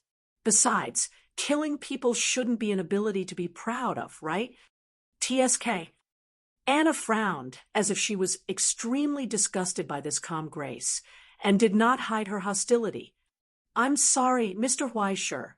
Alexei quickly stepped forward. "I will definitely give you an explanation for this matter." "Absolutely not." His words came to an abrupt end, because Huai-Shur raised his hand. He stopped him from moving forward. "No need, Mr. Alexei, the challenge is not over yet. It's just that there was a little accident." Huai-Shur shook his head, staring at the girl in front of him, and said in agreement, "You're right about one thing. As a teacher, since you have to teach, you should be more serious." "That's right." Anna raised her hand, wiped a trace of blood from the corner of her mouth, and widened her eyes in excitement. "You're finally serious? Come, let me see how powerful the talent that my godmother praised is." "It's not that powerful, but it's enough to teach children." Huai-Shur clenched his fist and slowly raised it. "But are you really ready?" At that moment, Anna's expression froze. She saw the smile at the corner of Huai-Shur's mouth. It was as if an overwhelming darkness rose from behind the man, swallowing everything, covering everything, filling her trembling eyes, and shrouding her face in shadow. In the huge pressure that was like the deep sea, there was a chill that made her soul tremble. This was what the teacher specially prepared for disobedient bad children. Harsh education. Chapter 944. It was as if someone had opened a door that should not have been opened. It caused the darkness and nightmares behind the door to erupt. The moment Huai-Shur raised his eyes, countless tragic screams and roars seemed to explode in everyone's ears, violently tearing at their souls and consciousness, breaking down all defenses, and then cruelly pouring iron and ice into them. The burning pain appeared out of nowhere, followed by the terrifying, suffocating feeling of being frozen by the deep sea. The moment the gentle smile on that face disappeared, the whole world seemed to have fallen into the deepest nightmare. After abandoning the gentleness and thoughtfulness of accompanying children on a spring outing, what she got was the malice that only appeared when facing enemies. As Anna wished, Huai-Shur finally became serious. But what was the price? What was the price? At that moment, an invisible ghost whispered mockingly in her ears, "The price is falling into hell. Is this the sort of disaster?" The girl could not help but bend her waist like a lynx accumulating power. She just raised her hand, and the dagger on the ground jumped into her 5 fingers. On her raised face, her eyes surged with more and more fanatical joy. Facing such an enemy, her body moved, before she began to tremble. Then she heard a soft chanting in her ears. "I know your actions. You are hardworking, persevering, and abhor evil. You once detected those fake apostles and exposed their masks." It was as if he was standing on an altar, overlooking the believers and chanting the admonitions from the Holy Bible. You have to shepherd lambs. You have to let them know the good and evil, right and wrong of the world. But before that, the first thing that came was pain.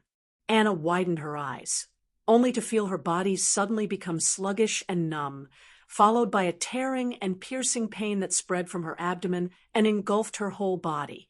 In an instant, it rushed over at a speed that was difficult for the enemy to see with the naked eye. Weisher was already very close. He smashed a fist at the opponent's unguarded abdomen. As a result, his perfectly straight body bent under the impact of the iron fist, and he was sent flying backwards. Outside the field, Alexei widened his eyes in shock. He was not shocked by the strength that exceeded his expectations, but by such a familiar technique and attacking method. He stared at Weischer's feet. The footprints that hadn't dissipated from the plastic floor mats followed Weischer's straightforward and intertwined with Anna's footsteps. Flawlessly, it was connected to one spot. It was exactly the same. Was this a combat technique from the Supreme Court? An idea that even Alexei himself couldn't believe emerged in his mind. Following the loud bang, Anna's body flew over the crowd and crashed into the wall, leaving a deep dent. But then she crawled out of the crack in the wall and propped herself up. Like a wild beast, a ferocious and fanatical expression appeared in her bloodshot eyes. It flew towards Weischer. What responded to her was a raised hand knife. Weischer stood where he was and took a step forward. Just like that, he casually brushed past the slender young girl. No, Alexei lost his voice and reached out his hand subconsciously, but there was nothing he could do to stop it. The color of blood rose from everyone's eyes, blooming like a flower, spreading out along with the heads that flew into the air. It was a cruel and ferocious beheading, but it had such a soul-stirring beauty. It was flawless. It was as if every life was solemnly sent to the grave in the purest way. It was suffocating, but when their eyes followed the falling girl and landed on the ground, they saw Anna's body suddenly bouncing up from the ground, rolling and propping herself up. She raised her hand and touched the bruise on her neck. She didn't die. Inconceivably, the exquisite head was still in its original position. Even she herself couldn't believe it. Everything just now was just an illusion made by the mind and consciousness before the naked eye's observation. This time, Weischer swung his hand and slowly turned his head. He looked at the girl on the ground indifferently and told her, "I know what you're doing. You're just living in name, but in fact, you're dead." Every word, every sentence was so familiar. It was the canon and precepts from the religious court of inquiry. Even every step and every move just now came from the skills passed down in the court of inquiry. If he closed his eyes, Alexei would even think that the person standing in the arena at this moment was a dogmatic teacher of the court of inquiry, holding a red-hot iron rod in his hand and cruelly whipping an unripe disciple. "That's great, that's great." Anna grinned and felt the fear in her heart at this moment, but she couldn't suppress her excitement. "You actually held back. You're too arrogant. Why, sure?" She licked the blood at the corner of her mouth and sneered. "Have you always been so gentle to little girls?" At that moment, her figure suddenly blurred. In front, behind, above, below, and in the blind spots on the left and right, the outline of an assassin full of murderous intent appeared at the same time. Neck, back, genitals, arms, inner thighs, every vital part of his body felt a chill that was as sharp as a blade. Which one was fake? Which one was real? There was no need to care at all. Under the support of the supreme tier evil moon, every single one of them could be real. At the same time, 6 reckless and suicidal assassins landed on Weischer, leaving no room for him to dodge. However, it was also meaningless, because it was too slow. Weischer was unmoved and looked forward indifferently. So what if they were real? As long as he could defeat them before they could attack him, it would be fine. At that moment, the 6 phantoms disappeared without a trace at the same time. In the short gap before the attack was launched, Huaishi's fist had already pierced through the air. After crossing the distance of a few meters, it landed on her face without any hesitation. It was not the resonance of Supreme Tier, nor was it the shadow burial shuttle from Great Ximing. In the end, it was just a simple punch. Then, the sound of shattering echoed in everyone's ears.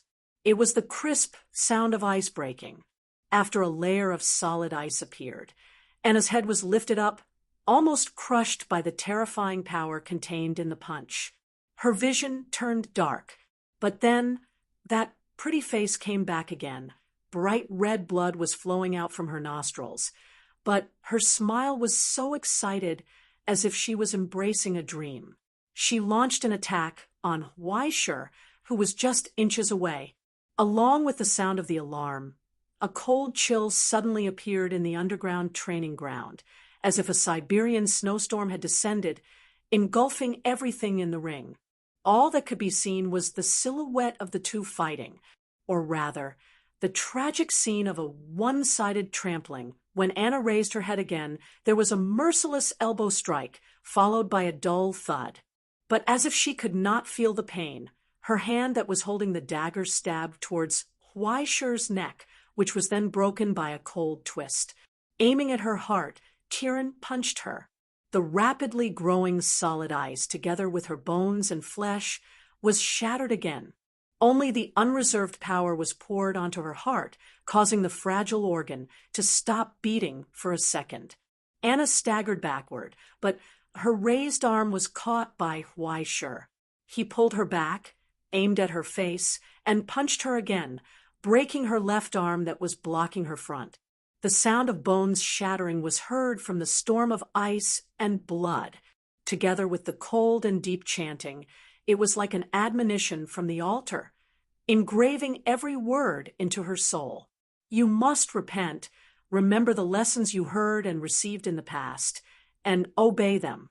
If you don't wake up, I will be like a nightmare coming when you least expect it. Tyrion chanted the words from the Holy Bible solemnly.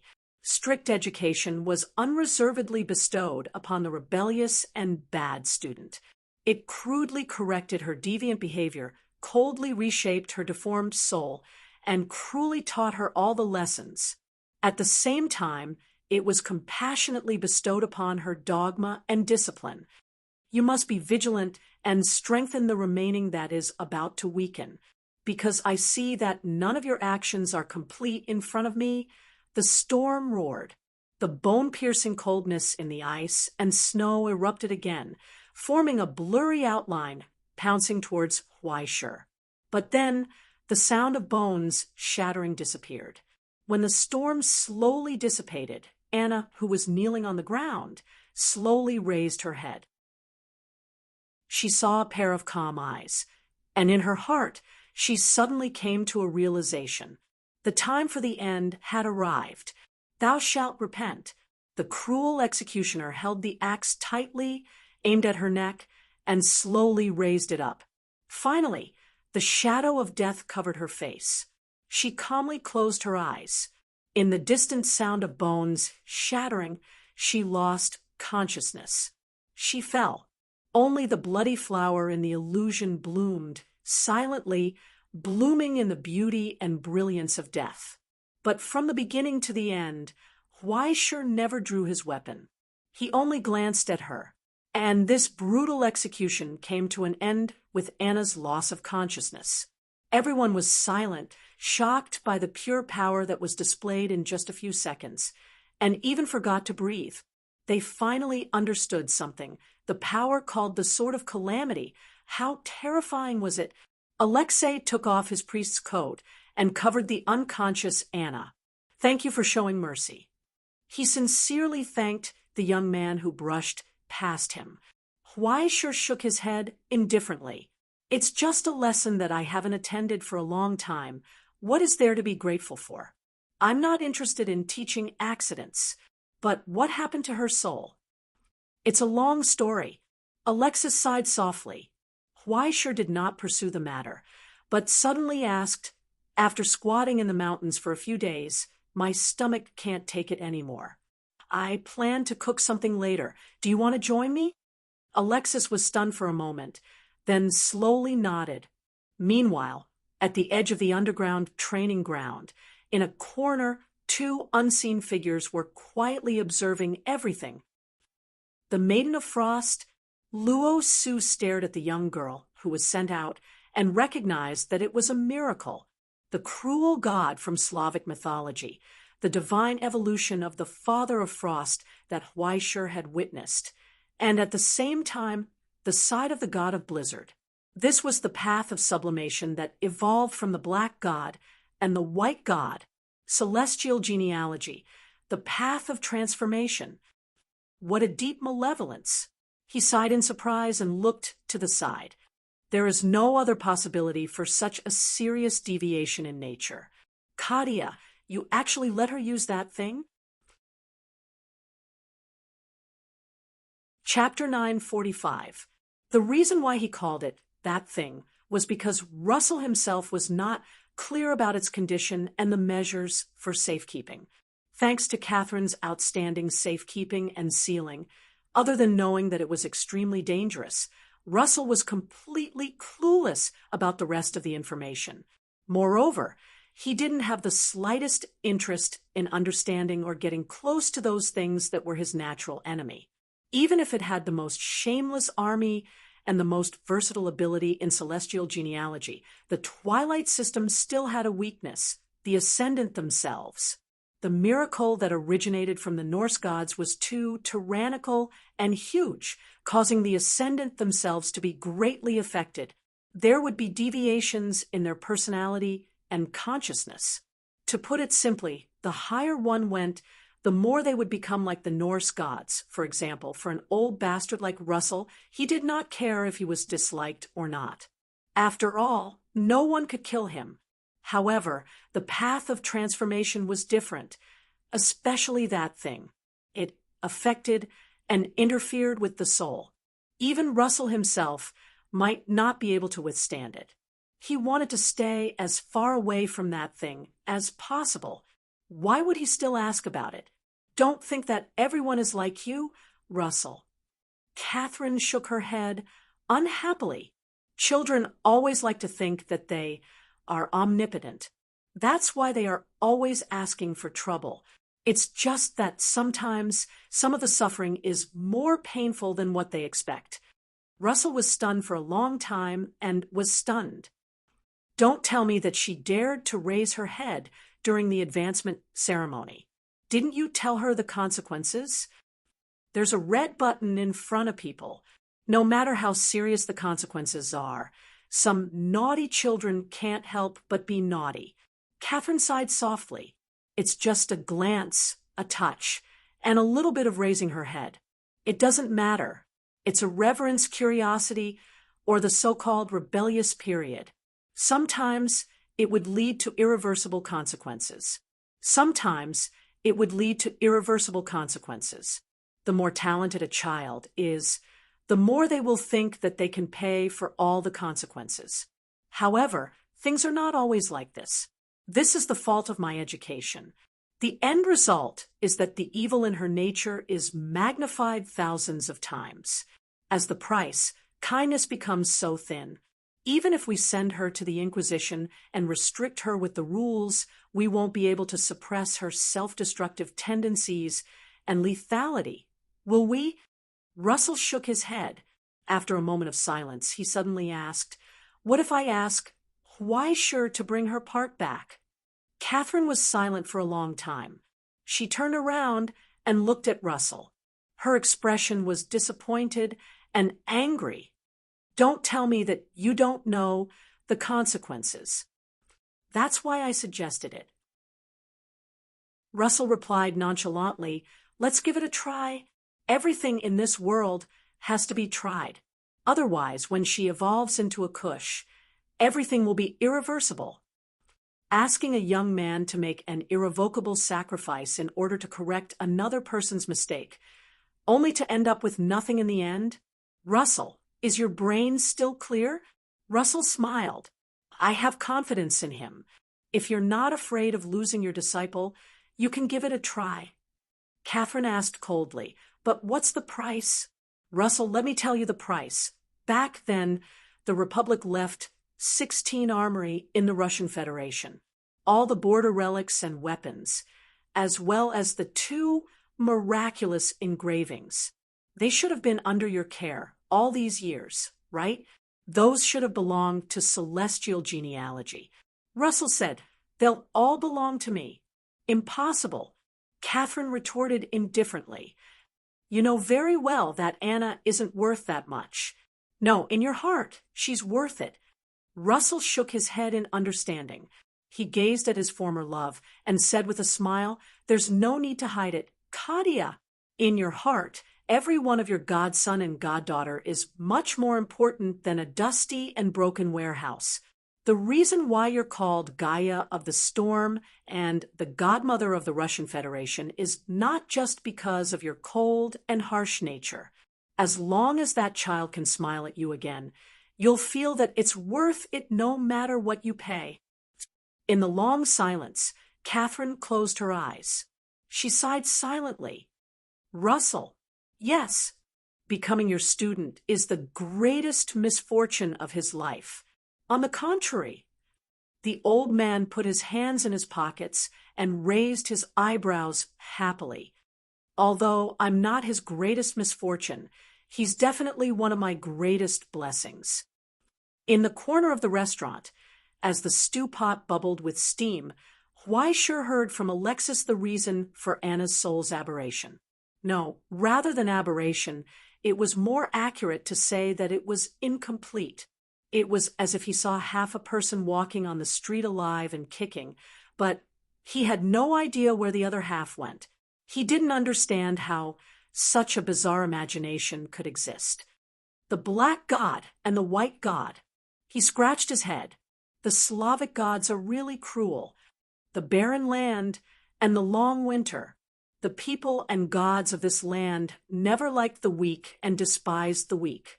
It's better to say that before the arrival of the Holy Spirit genealogy, this had always been a place of natural selection. It's the same for the gods. Alexis crossed his hands and calmly replied, although the celestial genealogy is different, the source of the path of transformation comes from here. It's also a part of the black god and the white god. Since they had embarked on this path, they would inevitably be influenced and interfered with by their superiors, just like the tacit understanding and affinity between Weisher and Balder. While they were attracted to each other, they would also unknowingly usher in changes. And the gods were not something as simple as the stigmata. They had an even greater existence and countless shadows. The miracles that humans could observe were only their reflections on the ground. Therefore, there were also many incarnations. Just like the Frost Father, there was a harsh and cold front, as well as the image of Grandfather Frost, who was like an old man, and even the legend of the original Snow Maiden who served the Frost Maiden. Back then, when the guys from the Pioneer Society collected the source books from all over the world for crowdfunding, they naturally wouldn't miss the miracle that had been rooted in this land for many years. At that time, what the Slavic genealogy gave up was the miracle of the white god Beloberg and the black god Chernobyg. Black and white, day and night, good and evil. In the end, what was formed was the path of transformation of the celestial genealogy. If the core of the path of Heaven's Inquisition was to share, then its core was the essence of human nature. After the fall of heaven and the collapse of the utopia, the last remnants of the path of transformation finally returned to this land under the protection of Catherine. Originally, Anna was the child that the bishop thought was the most promising. She became an ascender at the age of 8 and completed the trial of the Templar Knight at the age of 12. Bishop Catherine wanted to send her to St. Petersburg to study, but she wasn't interested in the Holy Spirit genealogy. Alexis sighed. In the end, she chose to follow her mother's path, but she became what she is today.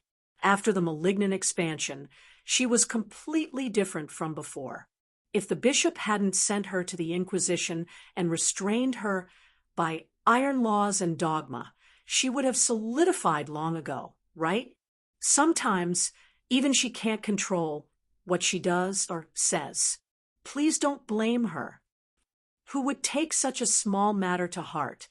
Weisher shook his head and opened the lid of the pot. He sniffed the smell of the stew in the thick soup and put in 2 handfuls of basil leaves, stirring it. It's ready to eat, Mr. Alexis. I still want to go out in the afternoon, so I'll have to trouble you to keep me company. Sensing Weisher's undisguised honesty, Alexis couldn't help but shake his head and laugh self-deprecatingly.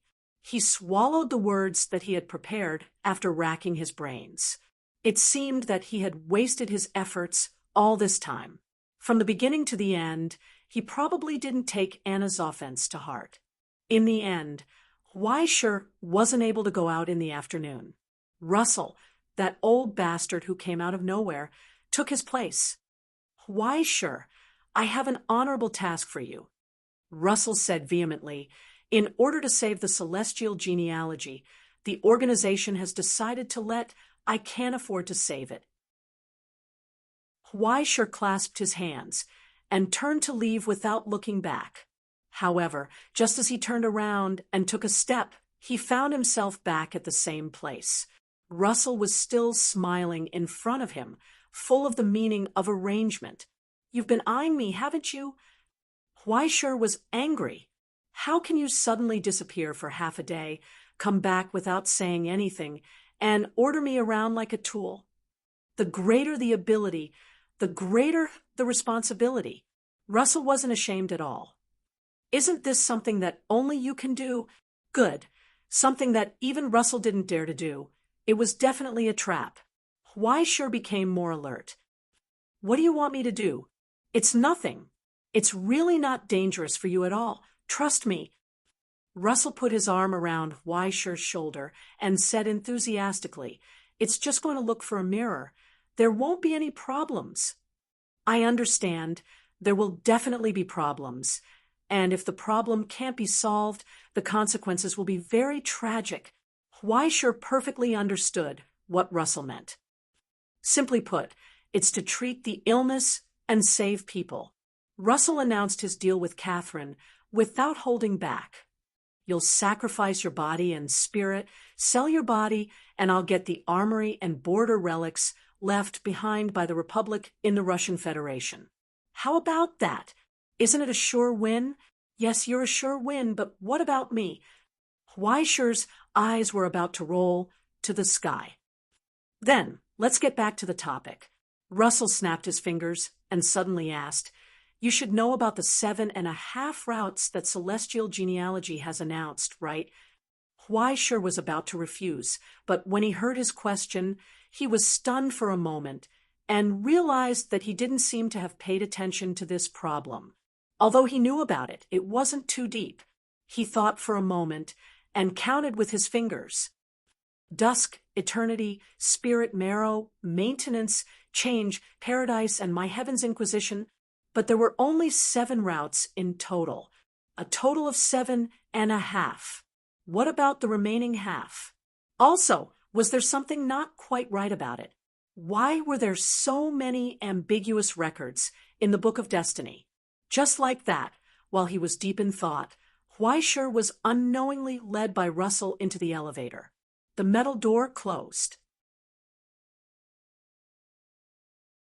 Chapter 946. Although there are some subtle mistakes in your understanding, it's understandable that you don't know. After all, apart from the road of heaven's inquisition that she created herself, Tangi doesn't care about these things. After listening to Weisher's answer, Russell shook his head. Besides, after the fall of heaven, Utopia split up. Together with the celestial genealogy, it's still called the Abyss genealogy. Who knows how much information and records are missing? The traders of Golden Dawn even used the authority of the Land of Dreams to erase many records from the Silver Sea before they rebelled. In the elevator, he pinched his chin and pondered for a moment. Suddenly, he nodded. Then, before we get down to business, let's have a basic lesson. It was only now that Huaisha realized that he had been tricked into a pirate ship again. However, the elevator had already begun to sink. There was no way to escape. Russell stretched out his hand and wrote in the air. His handwriting was smooth. Then, let's start from the beginning. Apart from the branches that are now widely known, celestial genealogy actually had a total of 9 paths of sublimation at the beginning. Or rather, this was the plan: dusk, eternity, heaven's inquisition, spirit quintessence, maintenance, change, primordial, paradise, and a hidden path that no one knows except for the president and the official clerk of fate. Unfortunately, at the end of Utopia, the final road of paradise was not completed. There was only a prototype, so it was not universal and could only be said to be half completed. In the end, only 8.5 paths were completed. Wait, forget that the numbers are different. Did you just eat a book again? Huaisha keenly noticed the conflicting settings. Which half is the road of paradise? Isn't it heaven's inquisition? The elevator suddenly fell silent. Russell looked at him in shock, puzzled. Are you kidding? Why, sure, he said. The road of heaven's inquisition was personally presided over and was in charge of by Tangi.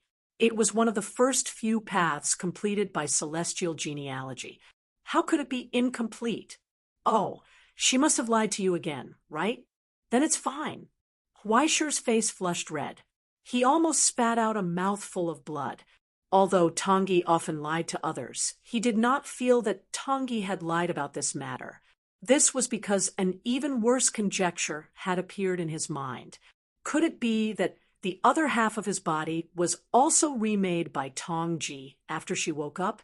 That black-hearted woman had been using the deluxe version to fool him, but in fact, the divine skill he was practicing was actually Heaven's Inquisition Road Gold Collection Full DLC Adaptation B2. 0-inch? That's F*King. Ridiculous. Cough, cough. Anyway, let's not talk about these unimportant things. Russell coughed twice, pretending as if nothing had happened, and said again, excluding the secret path and the path to paradise, which cannot be promoted and spread, and can only be placed in a safe, then there are the 7 paths of sublimation during the heyday of the heavenly state genealogy. His fingers swept through the air, and as he spoke, a series of notes appeared in front of Huaisha's eyes. Heaven's Inquisition, Eternity, Dusk, Divine Marrow, Maintenance, Change, Origin, Cycle. Then, each path of the celestial genealogy sprouted rapidly and grew like a book, giving birth to symbols that represented the stigmata one after another. Starting from you, the Heaven's Inquisition path originated from the Dongxia genealogy. It has the sun god and moon god, like Dongjun and Chang'e. Its core is adaptation and balance. It focuses on the transformation and control of the hell environment. Next is the eternal path originated from the Egyptian genealogy, Osiris the dead and Horus the sky lord. Compared to the original genealogy, they focus on the field of destruction. At the same time, they combine the research results of many scholars and alchemists, whether it is the Osiris trial armor or Horus the sky fortress. They are armed forces that can determine the outcome of the Abyss War. Then, it is the Dusk path originated from Northern Europe. The core of it is strategy and control. How to control, use, and expand one's own army. The Divine Marrow path originated from Greece. It is the direct research result of the pillar of Divine Marrow. At the same time, it is also the path with the most divinity among the 7 paths of the celestial genealogy. It is the path that is most similar to the gods of the past. Because of this, It is almost the path with the worst compatibility with Isaac. At the mention of this, Russell could not help but shrug and complain in a low voice. He is definitely the kind that was delayed by his teacher. As if it was an illusion, Weisher heard a cold snort vaguely coming from the void. However, when he listened carefully, it disappeared without a trace. The next 4 paths are even more unknown. At the same time, they are the 4 paths that suffered the most losses when the Utopia split. Russell sighed and said with his fingers, the maintenance path originated from the Indian genealogy. Now, only Krishna is left to support it. What's even more unbearable is that the core of this path is mystery. No matter how many successors there are, without the corresponding talent, it will be difficult for them to advance. They will not be of use. However, compared to the transformation path, the maintenance path is much better. The transformation path is completely opposite to the divine marrow path. Its core is human nature, good and evil, because it is the greatest threat to those guys from the Golden Dawn. When the Utopia split, almost everyone who bore the brunt of it died. Kadia has been trying to reappear for so many years, but as you can see, the result is twice the effort for half the result.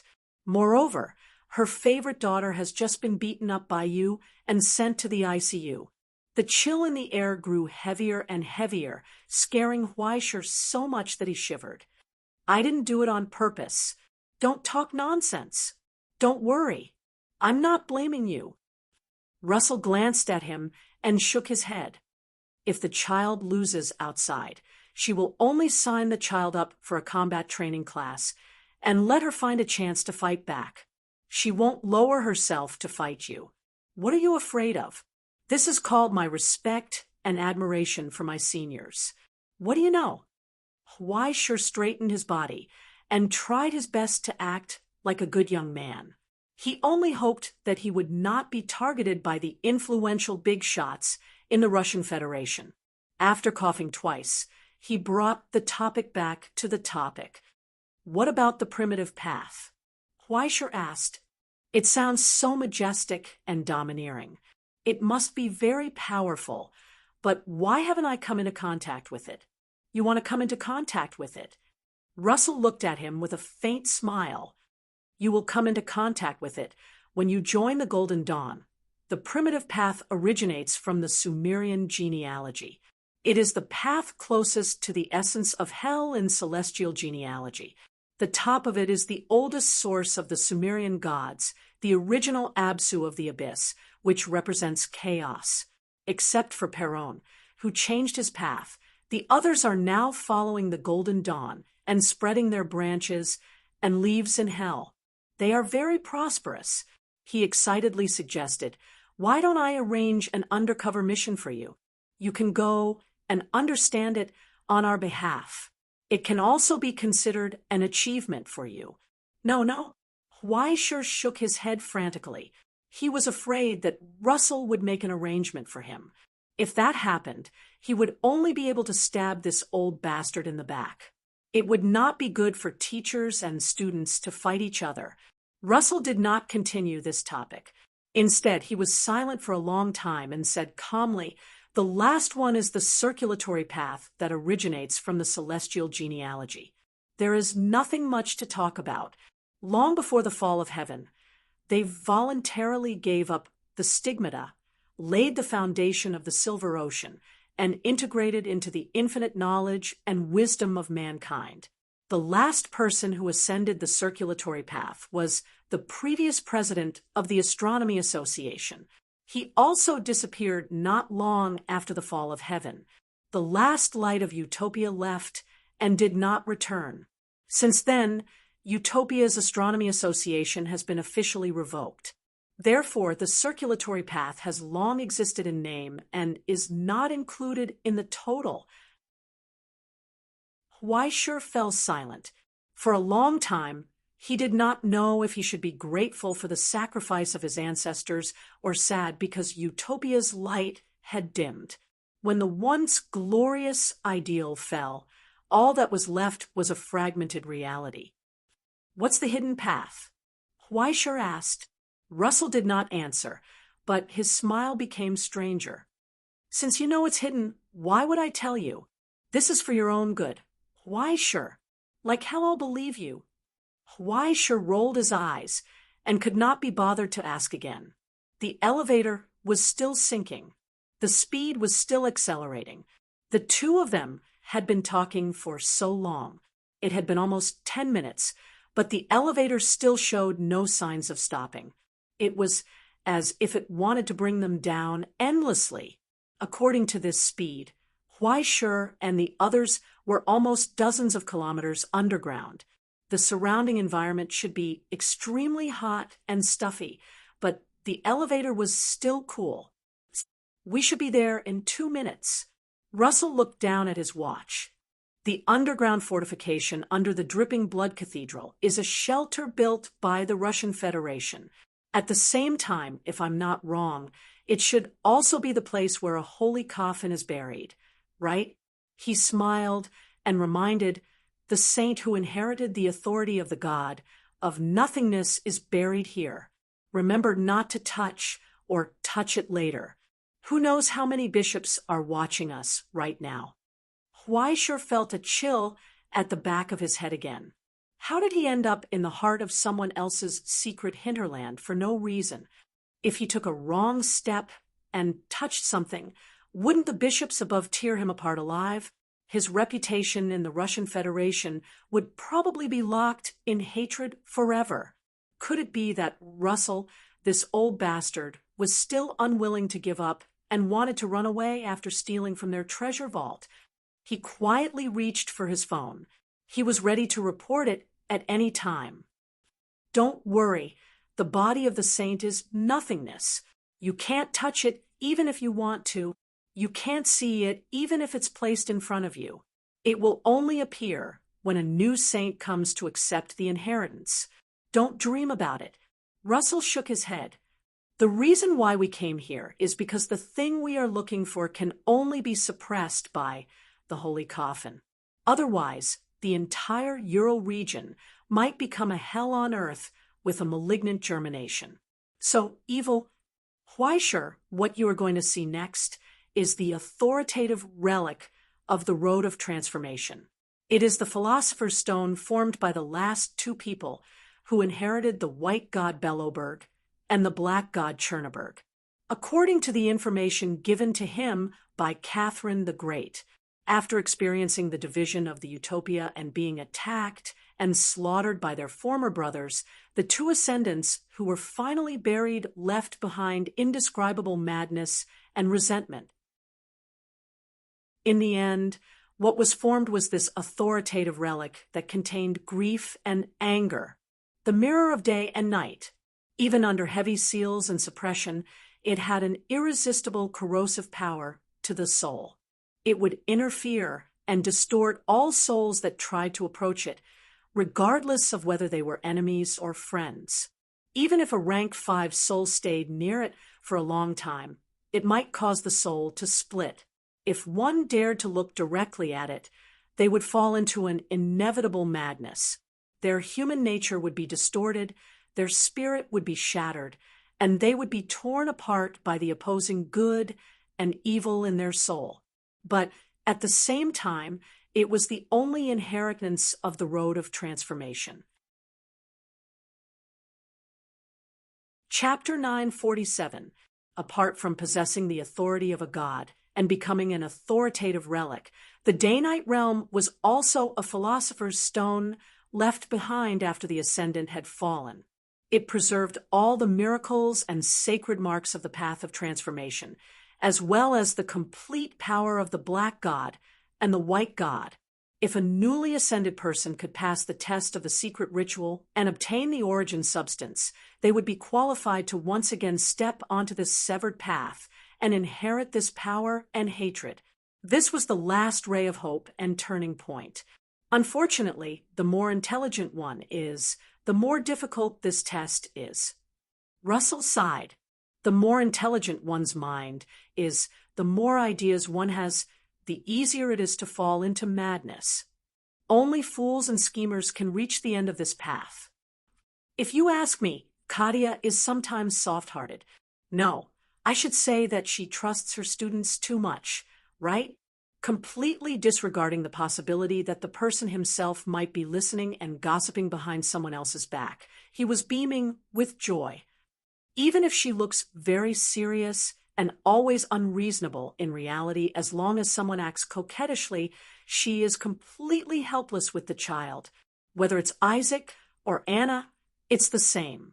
Isaac did it because of his longing for teacher, while Anna instinctively wanted to follow in her parents' footsteps. These are not rational decisions and should be stopped. He shrugged and sighed helplessly. Unfortunately, she always respects her students' choices too much. Weisher glanced at him. You should learn from her and respect me a little, okay? I won't. Russell's refusal was righteous, causing Weisher to grit his teeth in anger. For someone like you, once you relax even a little, you'll definitely become a salted fish at the speed of light. In less than half a year, the Ivory Tower will be crowned this year's astronomy conference's Trash of the Year. Russell sighed with emotion. Teacher is doing this for your own good. I'm doing this for your own good. The child is still young. Weisher glanced at Russell's neck, intending to fast forward to the next sentence. Everyone died. Unfortunately, the success rate was not high, so he could only regretfully give up. There was still plenty of time in the future. The Book of Destiny silently bore a grudge. With Russell's help and the information that Alexis told him, Weisher finally understood. So, Anna became like this because something went wrong when she used it to advance? Yeah, Russell said. Everything was going well in the beginning, but at the end, she looked up at the mirror. Or rather, when she had the thought of looking, she had already seen it. No one could stop him even if they wanted to. Didn't Catherine the Great tell her about the risks inside? Weisher frowned. Why would she want to see it? Because in the mirror, you can see a temptation that you can't resist. Russell shook his head. Think about it. You are a talented and intelligent little girl. You have both parents, a happy family, and a promising future. Suddenly, one day, everything was gone. You only have yourself left. You have to inherit the hatred and pain they left behind and step on the path forward. At this time, a magic mirror from a fairy tale suddenly appears in front of you. What will you see in it? Weisher was silent and speechless. Not to mention a little girl. It's the same for anyone. Russell sighed with pity. No matter how calm and dangerous it is, even if you know it's fake, who can resist not looking at it? With that, he patted Weisher's shoulder and was full of curiosity. To be honest, I'm looking forward to what you will see. Since it's so dangerous, why should I go and see it? Seeing that his foxtail had finally revealed itself, Weisher was furious. He felt that he could finish 8 bowls of turtle soup in one go. Of course, it's because you have the means to defeat it, Russell answered matter-of-factly. Among the people I know, only you have such qualifications and talents. Why, sure, only you can bring back the other half of her soul. After a subtle pause, his smile became more cheerful. At the same time, it's up to you whether I can bring the day-night mirror and celestial genealogy's armory home. When Weisher finally couldn't help but pull out his knife and slash at his old face, he found that the old turtle in front of him disappeared like a phantom. Behind him, the elevator door finally opened, revealing darkness. In the empty hall, a strange silhouette vaguely appeared in the distance. Like a vortex interwoven by invisible shadows, people couldn't help but slide their eyes to the center. It made people want to see clearly what was there. The door-opening attack came suddenly. Weisher instantly covered his face and closed his eyes. Don't look. Then he frantically hit the elevator button with one hand, but the elevator seemed to have fallen into silence and didn't respond at all. Only the premonition of death was getting stronger and stronger. In his intuition, it was as if he could feel the invisible things brewing in the darkness growing rapidly. Countless strands of viciousness and fanaticism turned into substance, forming tentacles that stretched toward Weisher little by little. Even under the suppression and seal of the holy coffin, the day-night mirror was still constantly hunting down every soul that dared to step into its domain. In the solidified air, Weisher almost couldn't breathe. He felt as if he had fallen into the deep sea, gradually suffocating under the crazily rising water pressure. But soon, the terrifying pressure disappeared without a trace in an instant. She turned around to look behind her, came from behind, but there was no sign Weisher. of the evil woman behind silly her. boy. Instead, there was finally only willing to show an empty elevator. Instantly, and the Weisher smooth, was mirror-like overjoyed. surface of the elevator. Weisher's startled face was projected on the mirror, and then a mocking smile gradually appeared. "Hello, Virgin Mary. Are you surprised?" The other Weisher said happily. "What? At this time, you still want a woman who treats you as a tool to save you? That's really outrageous." Weisher's vision went black. Damn, why does an authoritative relic have so many tricks up its sleeve? Oh, now do you think the authoritative relic is tricking you? In the projection, Weisher leaned on the door and looked at his expression as if he had seen a ghost. "And why didn't Russell tell you this key information?" "No way, no way. Don't tell me there's anyone who thinks that old thing Russell would really trust someone else. Don't joke around. Weisher, he's using you." The mirror emerged from the mirror, leaned out, and bent down to look at his face in midair. "Look, a good tool, a pure and silly child. Since birth, you've been used by others until now. Who doesn't like you? Fui, who treats you as a trash can of negative energy. AI Ching, who treats you as a consumable. As long as she pretends to be delicate and pitiful, you'll rush forward regardless of your own safety. Luo Xian, who doesn't even know what love is. Or Tangi, who hasn't told you what her purpose is until now." The mirror asked doubtfully, "Weisher, why do you always have unrealistic expectations of people?" In a short silence, Weisher slowly raised his hand and said seriously, "Sorry to interrupt you. Can I ask you a question?" "Go ahead." The mirror tilted its head, took out a cigarette from its pocket, rubbed its hands and lit it, then blew a puff of smoke in his face. "Do you still think I'll be kind enough to answer your doubts?" "No, I'm just curious." Weisher said, "If you are me, then I should also be you. If I'm in a split state now, then you should also be a part of Weisher. So, we should both know each other's nature." He hammered his palm and asked curiously, "Then why do you think I'll take your bullshit seriously?" The mirror was stunned, but saw Weisher reach out and smoothly take the cigarette from the corner of his mouth. He took 2 puffs and didn't feel any difference in the taste. He took out another pack from his pocket and looked at the mirror's pocket. "Wow, 1 pack turned into 2. Weisher exclaimed, "Can the things inside be taken out? Are you still dreaming at this time?" "Weisher?" The mirror sneered and glanced at his naive look. "Don't you know it clearly in your heart? The moment you saw the day-night mirror, you were already in a split state.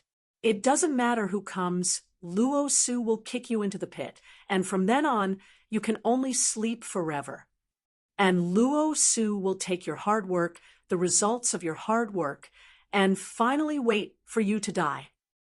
At your funeral, he will shed 2 drops of fake tears, take your book of destiny, and succeed in rebuilding the kingdom of heaven's lineage."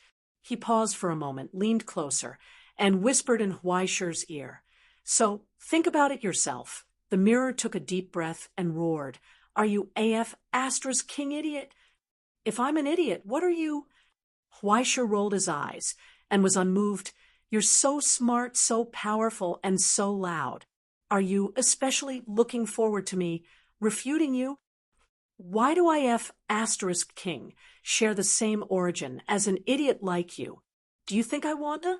If you didn't overestimate yourself and take that damn thing, would I have run out like this? Let me guess. Huaisher smoked the cigarette he snatched from the mirror. According to the conventional plot, only one of us can walk out in one piece, right? If you're so smart, why don't you guess? It's clearly a simple condition, but why do 10 out of 10 people who take the mirror become idiots after they go out? The mirror roared in Huaisher's ear at the top of his voice, because I don't want to.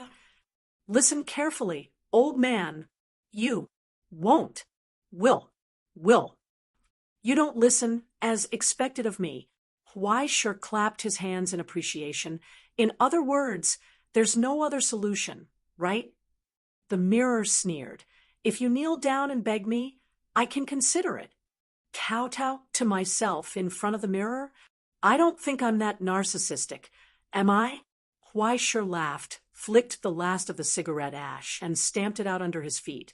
Let me ask you, if I let you go out, what will you get rid of? Of course, I'll abandon evil and promote good, and be a new person. The mirror solemnly promised, but before he finished, he was amused. Do you believe me when I say that? Come on, Huaisher, why do you have to be so bitchy to yourself? Don't you know what you're thinking? Don't you ever have those thoughts that even you are afraid of and spurn? He put his hand on Huaisher's shoulder and whispered in his ear, there are so many good opportunities to make a move, but you miss them. Don't you ever regret it? Imagine, as long as you say you want, they will give you whatever you want. No matter how obscene your thoughts are, they can easily be realized. As long as you operate it well, 2, 3, or even 4 will not be a problem. In addition, the power you deserve, the wealth you should have. Think about how many things you have missed. Huaisher, I'm also Huaisher. Why can't you give me the things you don't want? Why can't I be satisfied when you are enduring? I also have a lot of principles to tell you, but you will definitely scoff at them. Huaisher shook his head indifferently and raised his eyes. So, why don't we skip the nonsense stage and use our skills to see the truth? He said, right here, let's decide who is the real Huaisher. Good idea. The mirror image opened his arms and laughed. He took a step back, and his smile became as ferocious as the original. But why do you think that I am the only mirror image here? At that moment, Huaisher heard a voice from behind him. Holy light emerged, separating the world of nothingness from the darkness. Under the blessing of thousands of rays of glorious light, it was as if a god had sent down a clone. A familiar figure walked out of the light. He looked down at Huaisher and the mirror image with pity in his eyes. It was as if he was looking at some incombustible garbage, full of regret and regret. You repent. Chapter 948. Wow, the real Virgin Mary has appeared. The black mirror image next to Huaisher rested his elbow on his shoulder and sighed. Look, you didn't expect yourself to be so radiant, did you? Wait a minute. Huaisher pushed away the arm of the guy next to him in disgust. He raised his hand and asked, It's fine if he repents, but why am I also pointed at by the sword? Oh, you don't have to. The saint's mirror image turned the blade in disgust. Those who are born evil still need to be saved, and those who fall into depravity are incurable. That's right. Wait. Huaisher smacked his lips. Why did he feel that something was wrong? Why am I incurable and depraved, mediocre and useless? The saint's mirror image glanced at him coldly. You have given up many lives. You have let down everything you have. Your life will eventually become meaningless because of laziness and the satisfaction of your desires. See, that's what a Virgin Mary is like. The mirror image next to Huaisher shook his head helplessly. I have a suggestion. Why don't we work together to kill him, and then discuss other things? Ha ha. Huaisher squinted. Then you'll stab me in the back, right? How about I join forces with him to kill you first? Are the dogs biting each other so soon? The saint sneered. Sorry, I don't have the habit of joining forces with evil and incompetent people. TSK, look at the sins you've created. Are you done quarreling? Before Huaisher could answer, he heard a cold voice behind him. At the boundary between light and darkness, a slender and pale figure appeared. She rolled up her sleeves expressionlessly. Hurry up and finish it. Don't talk nonsense. That sickly face was full of boredom and disgust. She was too lazy to be long-winded. Hoarse and crazy laughter sounded from the other side. Am I late? Is it still early? A hideous face walked out of the darkness. Huaisher's scalp began to go numb. Looking at the silhouettes that appeared one after another in the void, they felt so numb that their heads went bald. When everyone looked at him, he felt the pressure of being stared at by countless people who knew him the best, who were most familiar with him, and who were also a part of him, were staring at him. The choice is about to begin, my friend. Evil's mirror image put its hand on his shoulder, flicked the cigarette ash, and asked curiously, Are you ready? This is too exciting. Huaisher sighed softly, seemingly distressed, but he couldn't help but grin. What responded to him was countless joyful smiles that were exactly the same. It's about to start. In the chapel behind the dripping blood church, under the dome that was pieced together with colored windows, the old bishop who stood solemnly looked up. All the faces in the chapel were grave. The bishops of the Russian Federation were rarely seen in the past, but now they were all gathered here. Through the network formed by the Holy Coffin, the ascendants of the Russian Federation crossed a long distance and gathered here. Wearing black robes and purple and gold ribbons, their auras were solemn and dignified, making people not dare to breathe loudly.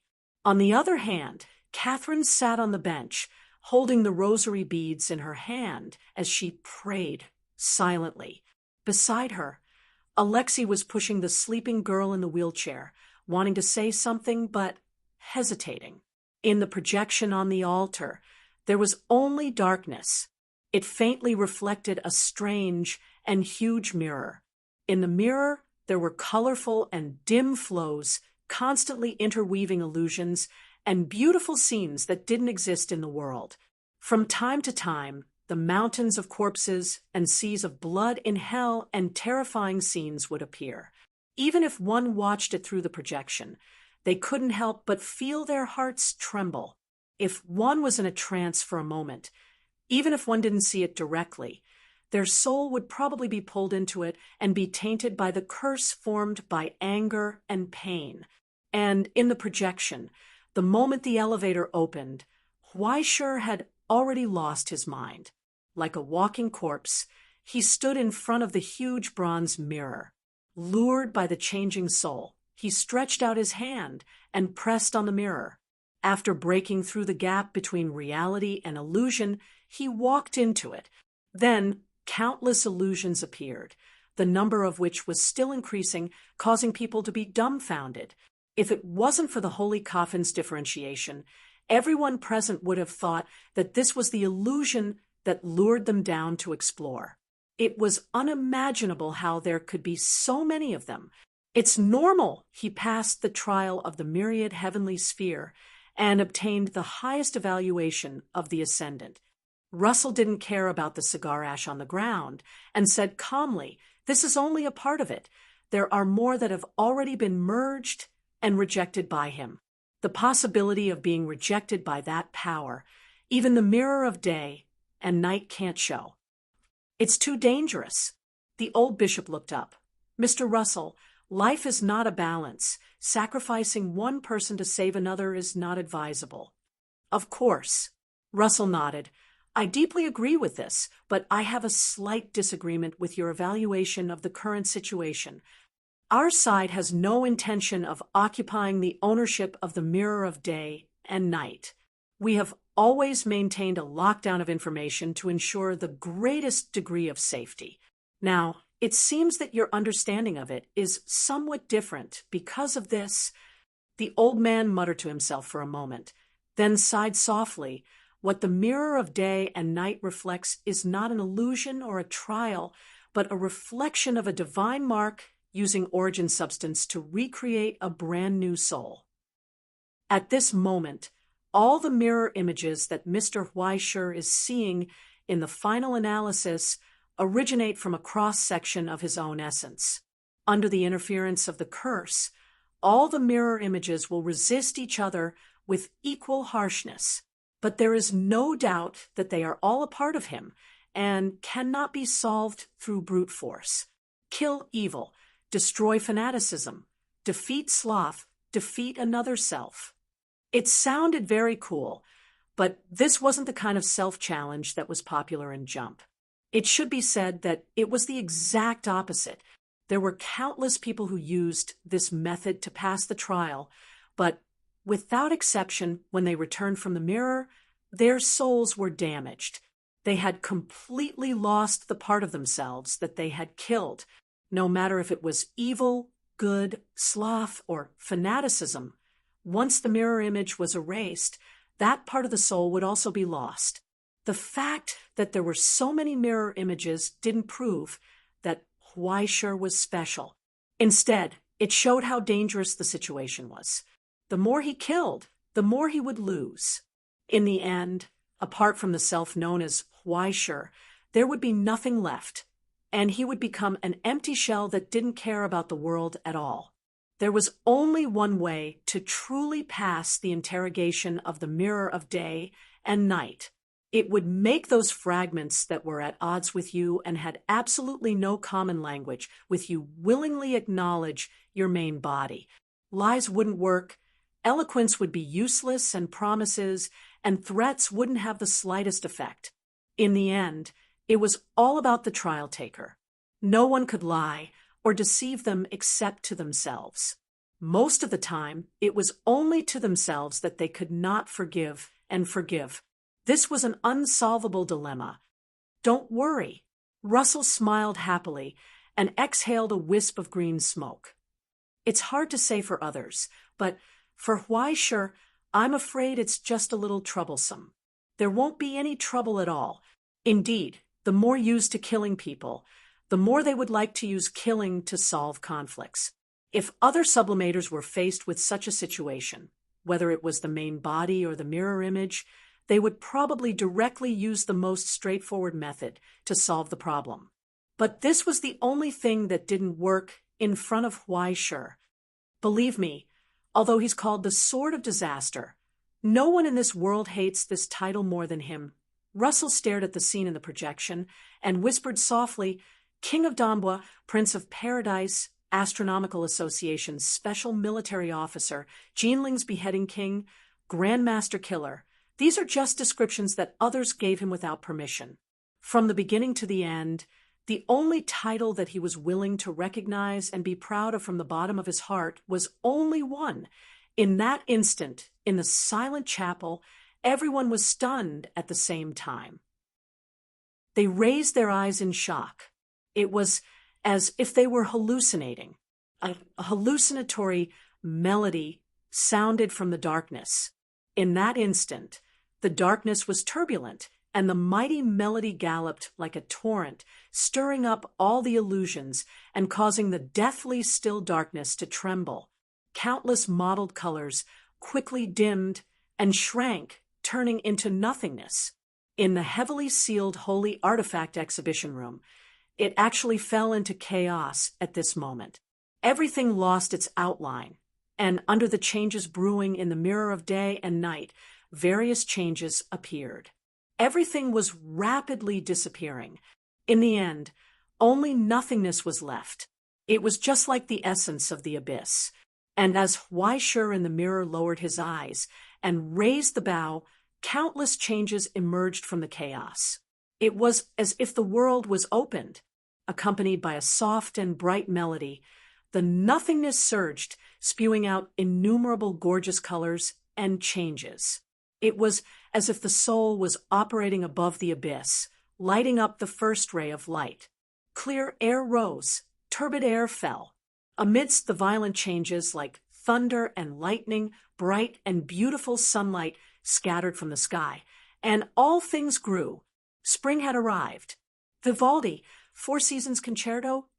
When countless cello melodies, whether low or high, bright or sad, overlapped in one place, it formed a mighty tide that spread and covered everything. Countless mirrors appeared in the void, reflecting the reflections of people who were looking down, as well as the gentle silhouettes of the instruments in their hands. Performance. The solemn performance that led the cycle of the four seasons, the birth and death of all things, as well as the rise and fall of all things, began. At this moment, whether it was good, evil, lazy, or fanatical, all the mirror images were like Huaishe immersed in the melody. This was why Russell had confidence in Huaishe. In fact, in order to not cause any negative interference, he deliberately hid it from him. If it was an essence that had nothing to do with Huaishe, then it wouldn't matter even if they were all killed. But if it really came from a part of Huaishe, then it was impossible for a second situation to occur. If it was to determine who would become Huaishe, what kind of battle would be more suitable than this? Look, the musician's special performance has begun. Russell laughed and looked at the illusion in the mirror with gratification. Enjoy the performance. Huaishe. It's because this wonderful experience of playing with yourself countless times can only be had at this moment. This is a surprise that teachers specially prepared for you. Chapter 949. Pleasant Surprise. At this moment, Huaishe could no longer find any words to describe his current mood within the day and night mirror. He was so excited that his hands were trembling. His heart was also spasming with joy. When the majestic melody of the cello began to play, he was stunned by the power contained within it. He was completely subdued, and he almost prostrated himself on the ground, immersed in this boundless melody. He had never had such a rich and ecstatic performance experience before. He had never imagined that there would be so many versions of himself.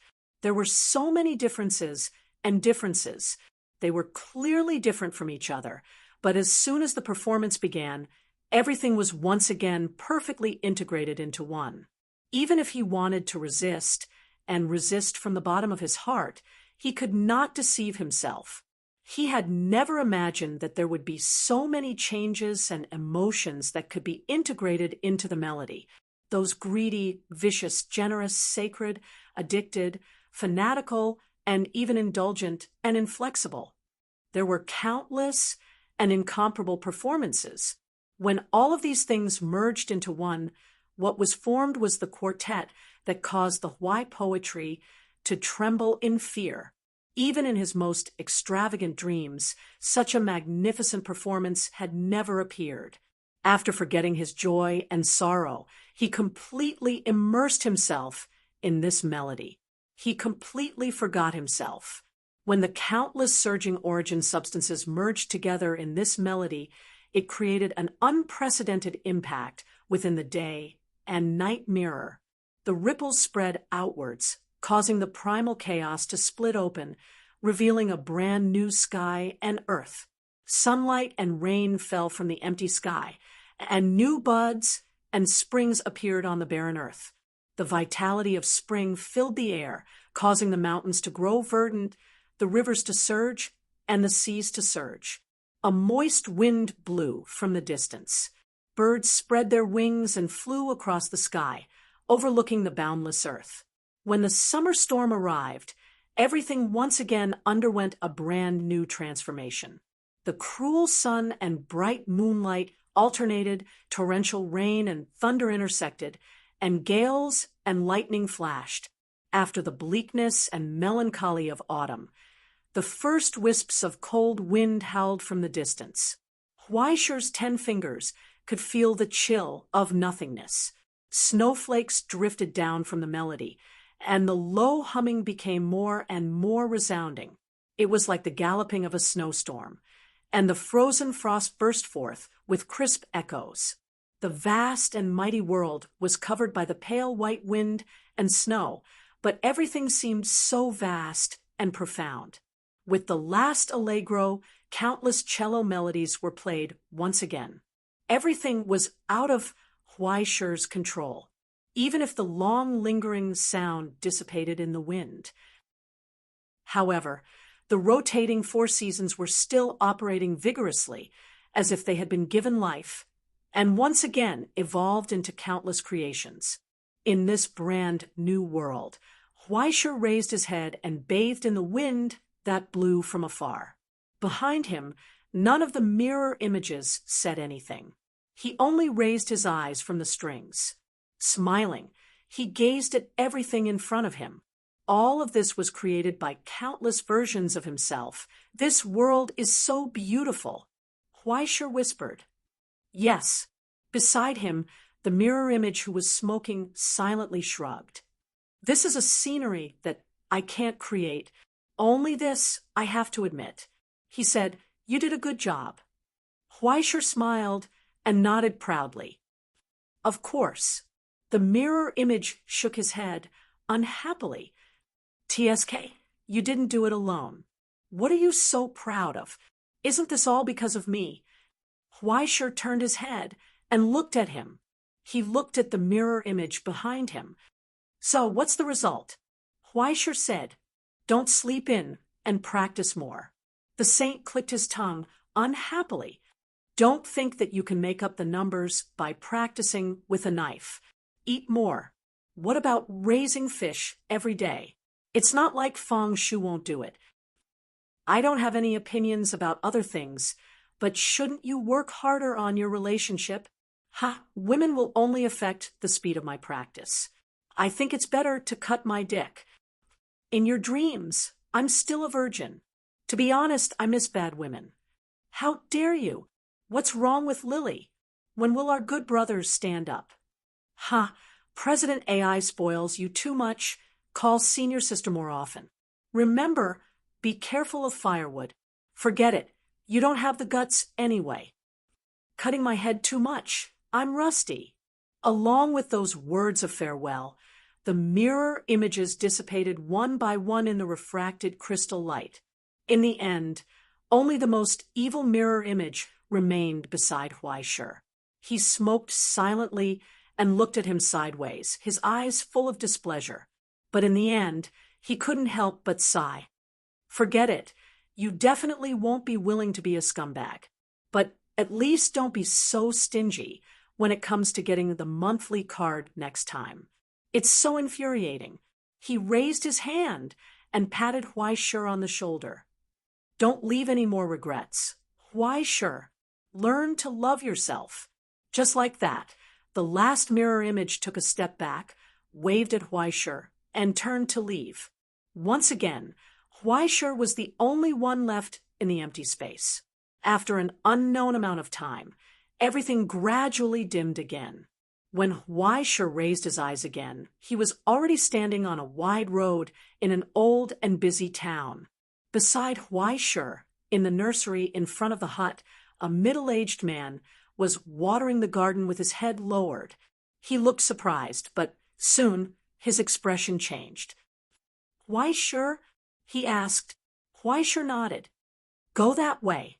The gardener, who was watering the flowers, pointed in a direction. He's waiting for you. Him. Huaishi was puzzled. Who is he? The owner of this place. The gardener smiled and solemnly reminded him, Be prepared to be troubled, Mr. Huaishi. When he loses his temper, it's quite scary. Huaishi was stunned. He suddenly understood the subtle malice of the town in front of him. It wasn't hostility from the gardener in front of him, nor was it any other killing intent. It was simply that the gardener didn't like him, an outsider, so he made things difficult for him everywhere. Even if he was walking on the road, if he wasn't careful, he might fall on the ground and fall on dog poop. Did I break any rules? Huaishir was puzzled. You have to understand. The gardener shrugged. When people get old, they will have some strange tempers. Young man, I wish you the best. He smiled gloatingly and waved back into the house. Along the way, Huaishir leaned against the wall carefully. Even so, he was still hit on the head twice by tiles falling from the wall, chased by passing stray dogs for a street, and scratched twice by cats jumping down from the fence. When the residents saw him, they weren't surprised. They just stood in the distance and admired his unlucky appearance. They pointed the way forward for him, but didn't mention anything else. In the end, he came to the front of an old house and stood in front of the door. But before he knocked, the door was opened. The old woman standing in the corridor smiled and gestured to Huaishir to whisper, indicating for him to come in. I won't. Go away, I won't listen. In the living room with a burning fireplace, the little boy sitting on the chair was still resisting other people's comforting and complained, I don't want Anna to go. We agreed to play games together. Okay, teacher, don't be like this. Didn't we agree? The middle-aged man with whiskers squatting next to him persuaded, helplessly. How about I play with you? The little boy was stunned, then immediately shook his head and snorted. You're too weak. It's not fun. I'll call the others, okay? Everyone will play with you. I won't. The boy was angry. You're all dealing with me. The middle-aged man became more and more helpless, but when he saw Huaishir, it was as if he saw his savior. He coughed hard twice. The guest is already here. Teacher, manners. Pay attention to the manners of a senior. I don't want manners. The little boy jumped up from the chair, kicked him angrily, and stormed out. When he passed by Huaishir, he glared at her and shouted, Hey, Huaishir, you're so stupid. I hate you. Huaishir was stunned and at a loss. He didn't know what had happened, but the little boy had already walked away and didn't want to talk to him. After a long time, Huaishir asked a little nervously, Did I disturb you? No, don't worry. Teacher just can't accept it. The middle-aged man picked up the coffee pot in front of the fireplace and poured a cup for him. How about a cup of coffee first? Huaishir took the cup and felt the real temperature and the burnt fragrance from the coffee beans. After taking a sip, he felt a warm current spread in his body, and his whole body became warm, accompanied by the crackling sound of the firewood in the fireplace. He sat on the chair and gradually relaxed. When he stared at the real scenery outside the window, he felt as if he was in a dream. He couldn't help but be curious. Where is this?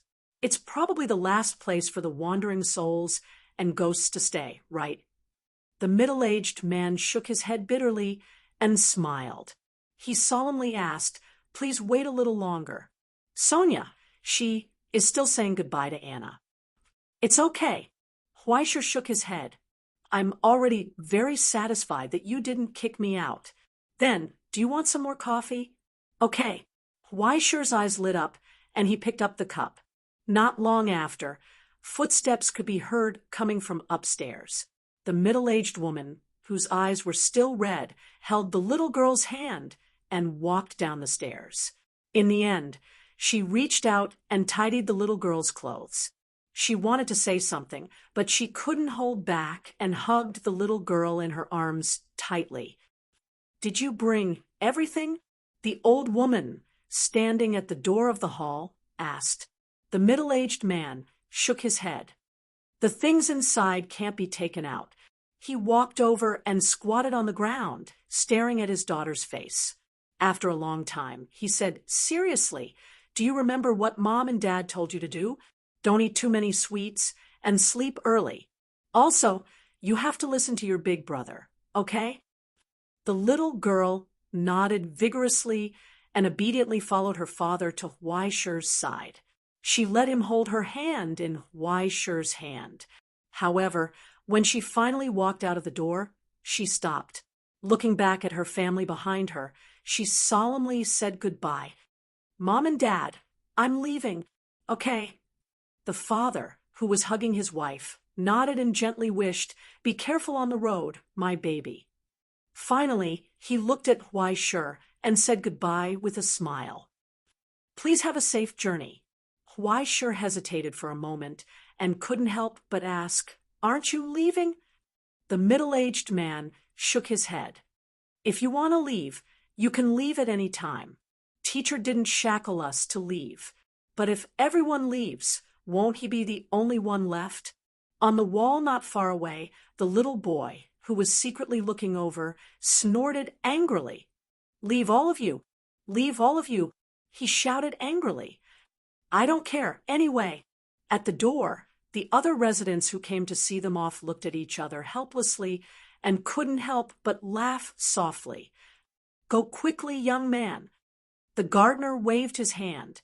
"If you dawdle any longer, the old man will really lose his temper." Huai Shi nodded respectfully and said goodbye. Holding the girl in his hand, he turned and left. The journey was smooth and unimpeded.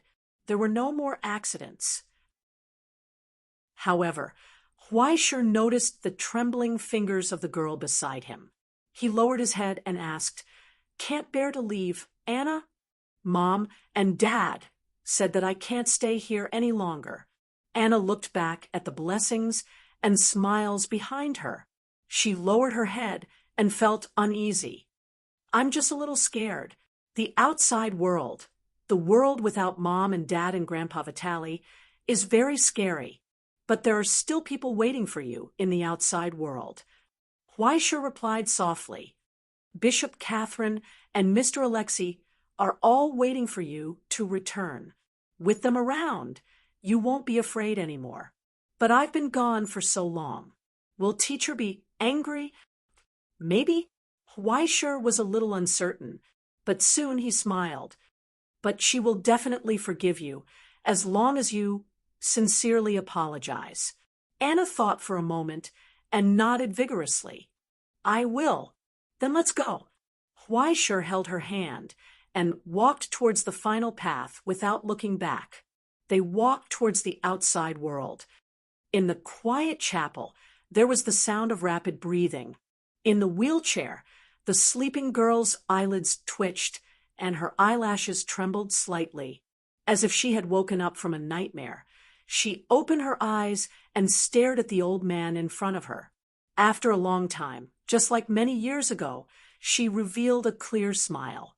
There was no more madness and hatred. "I'm back, teacher," she whispered softly. "I'm sorry I'm late."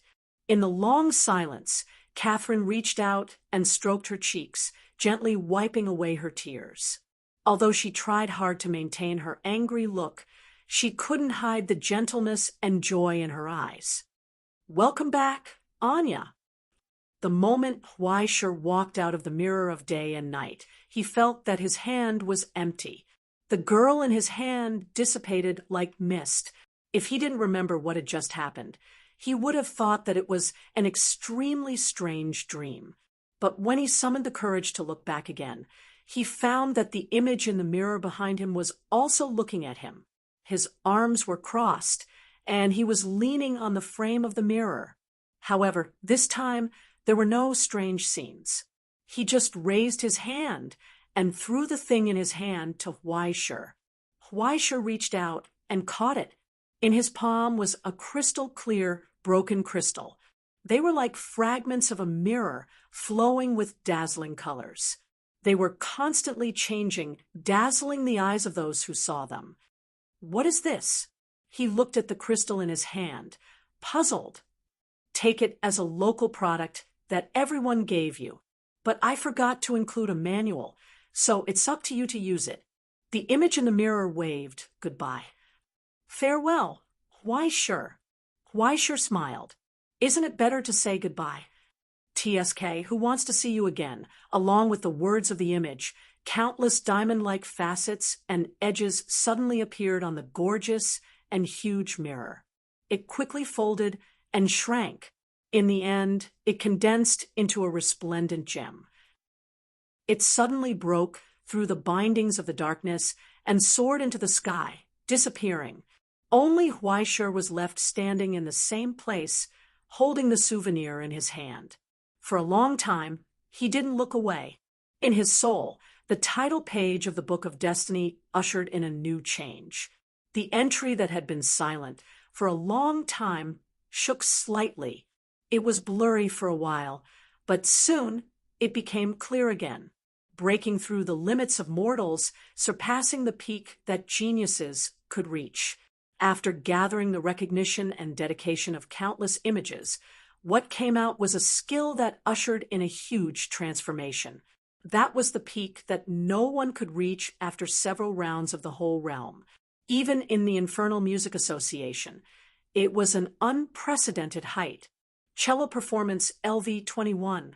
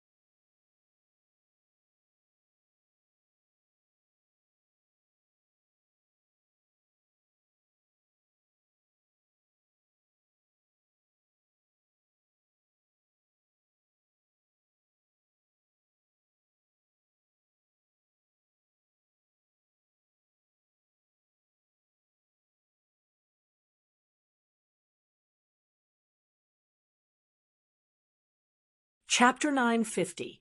When Huaishur woke up from the long dream again, he felt as if his whole body had been resurrected. He was extremely relaxed and comfortable. The sound of birds chirping and the fragrance of flowers outside the window came to his ears. The church not far away rang with a mighty bell. The faint hymns and the melody of the organ echoed in his ears. He could not help but hum softly. Then he opened his eyes. He caught a glimpse of the delicate face lying on top of him, looking down at him. Her slender and white arms pressed lightly on the head of the bed. She strangely propped up her entire body in the way of trampling mechanics and hung in the air. The assassination technique from the Inquisition, the spider suspension technique, was used so exquisitely that even Huaishur could not help but praise it. But now, the girl who was hanging on the head of his bed and looking down at him was blinking her eyes. She scrutinized his stunned face, and the corners of her mouth slowly curled up into a smile. She was like a female wolf hiding in the snow to hunt for food. "Good morning." Anna's lips opened and closed in a gentle greeting. The dagger in her other hand was aimed at his face and stabbed down. Bang! When she raised and closed her fingers, the sharp dagger and the sharp edge dipped in poison hovered in front of Huaishi's eyes. Then Huaishi sighed. His fingers trembled slightly, and a heavy blow comparable to a hammer went up the dagger and burst out, causing Anna to involuntarily let go, before she could pull out the dagger at her waist again in midair to attack. A palm pressed on her face and gently clenched. Anna's eyes were exposed between the open fingers. She saw Huaishi's yawning expression. In the next moment, a loud bang burst out. As if she had been ejected from a cannon, Anna flew out, pushed by the huge force. Her body rolled and spun nimbly, cleverly resolving the powerful force. She stepped on the wall and stood firm as if she had defied gravity. She raised her head to look at Huaishi. She was about to say something. Then she heard her heartbeat, pulse, and the expansion and contraction of her lungs. Countless messy things in her body rapidly converged and exploded with a symphony. The wall under her feet cracked, and she couldn't help but fall back. Along with the flying dust and bricks, it broke through the wall and flew into the corridor. It then broke through the wall at the other end of the corridor and smashed into the room of another traveling preacher. It flew over the praying priest's head and smashed through the window. Then it clung onto a straight flagpole, flipped over, and nimbly stood on top of the flagpole. He squatted down and looked at Huaishi through the 5 or 6 cracks that had pierced through the ground. The corners of his mouth curled up. She revealed an innocent smile that was completely different from before. He was full of curiosity about everything that had just happened to him. "How did you do it?" "Guess." Huaishi rubbed his face, put on his slippers, got up, walked to the bathroom, and began to brush his teeth and wash his face. But in the gradually spreading noise, the girl nimbly leaped from the flagpole, tapped lightly on the gap in the wall and the pillar of the bed, and returned to the room like a beast. Then she flipped over the door of the bathroom, and then made a perfect 360-degree turn in the air. She got into the space less than 30 centimeters between Huaishi and the mirror, squatted down, and stepped on the sink. Her gaze was level with Huaishi, and she looked at him carefully. Her aggressive and provocative gaze had not changed at all from before. Huaishi brushed his teeth expressionlessly and sighed vaguely. "Didn't you say that you changed back? Why are you still like this?" Where was the little girl that he had personally brought out of the day and night mirror, who was fragrant, soft, cute, and obedient, and who had talked to her big brother? Why did she enter the rebellious period in the blink of an eye? Could it be that you like the obedient and obedient type? Anna came closer and put her arm on the wall behind Huaishi. Suddenly, she tilted her head and smiled innocently. "Then please take care of me in the future. Teacher, Huaishi." Huaishi rolled his eyes and looked at the arm that had pinned him against the wall. "Is this considered sexual harassment? You have to be a little forceful occasionally." Anna blinked. "As long as I'm the one taking advantage, it doesn't matter." Huaishi sighed, tilted his head, and spat out the foam in his mouth. He rinsed his mouth, put down the cup and toothbrush in his hand, and wiped his face. Then he raised his hand, intending to teach the little rascal in front of him how to respect her elders. But soon a hand reached out from the side, pinched her collar, lifted her up, and threw her out of the door like a naughty kitten. "All right, Anya, although your teacher looks very open, he's actually very conservative. Don't joke around anymore." Russell said, "Go play at the side and let the adults have a chat." Anna nimbly turned over on the fulcrum of the wall, stepped on a string of icicles, and walked to a place not far away. "You're only awake now. It seems that playing is also very tiring. I really hope you'll be satisfied with this gift." Russell picked up the tray in his other hand, I brought you breakfast. Let's talk while we eat. He snapped his fingers, and the flying dust and debris in the room disappeared, leaving a clean and tidy scene. Only the cracks that had just been smashed were busy workers who appeared and began to quickly repair them. Weisher sat in front of the table, not in a hurry to eat his breakfast. Instead, he keenly noticed Russell's wording and address. "Teacher?" "Yes, teacher." Russell laughed. "You've been teaching for so long. You shouldn't be frightened just because you're called teacher, right?" "Who said I wasn't frightened? This is too big of a shock." Weisher stared at Anna, who was not far away, and then looked at Russell with a serious expression. "What's the matter?" "It's the literal meaning of the matter." Russell shrugged. "She must have a place in the celestial genealogy. This is Kadia's request. You can just treat it as an additional condition." The corner of Weisher's eyes twitched wildly. "You'd rather borrow flowers to present to Buddha? You should be responsible for Bishop Catherine's request. Why are you adding more work for me?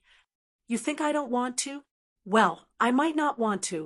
After all, a student is already troublesome enough.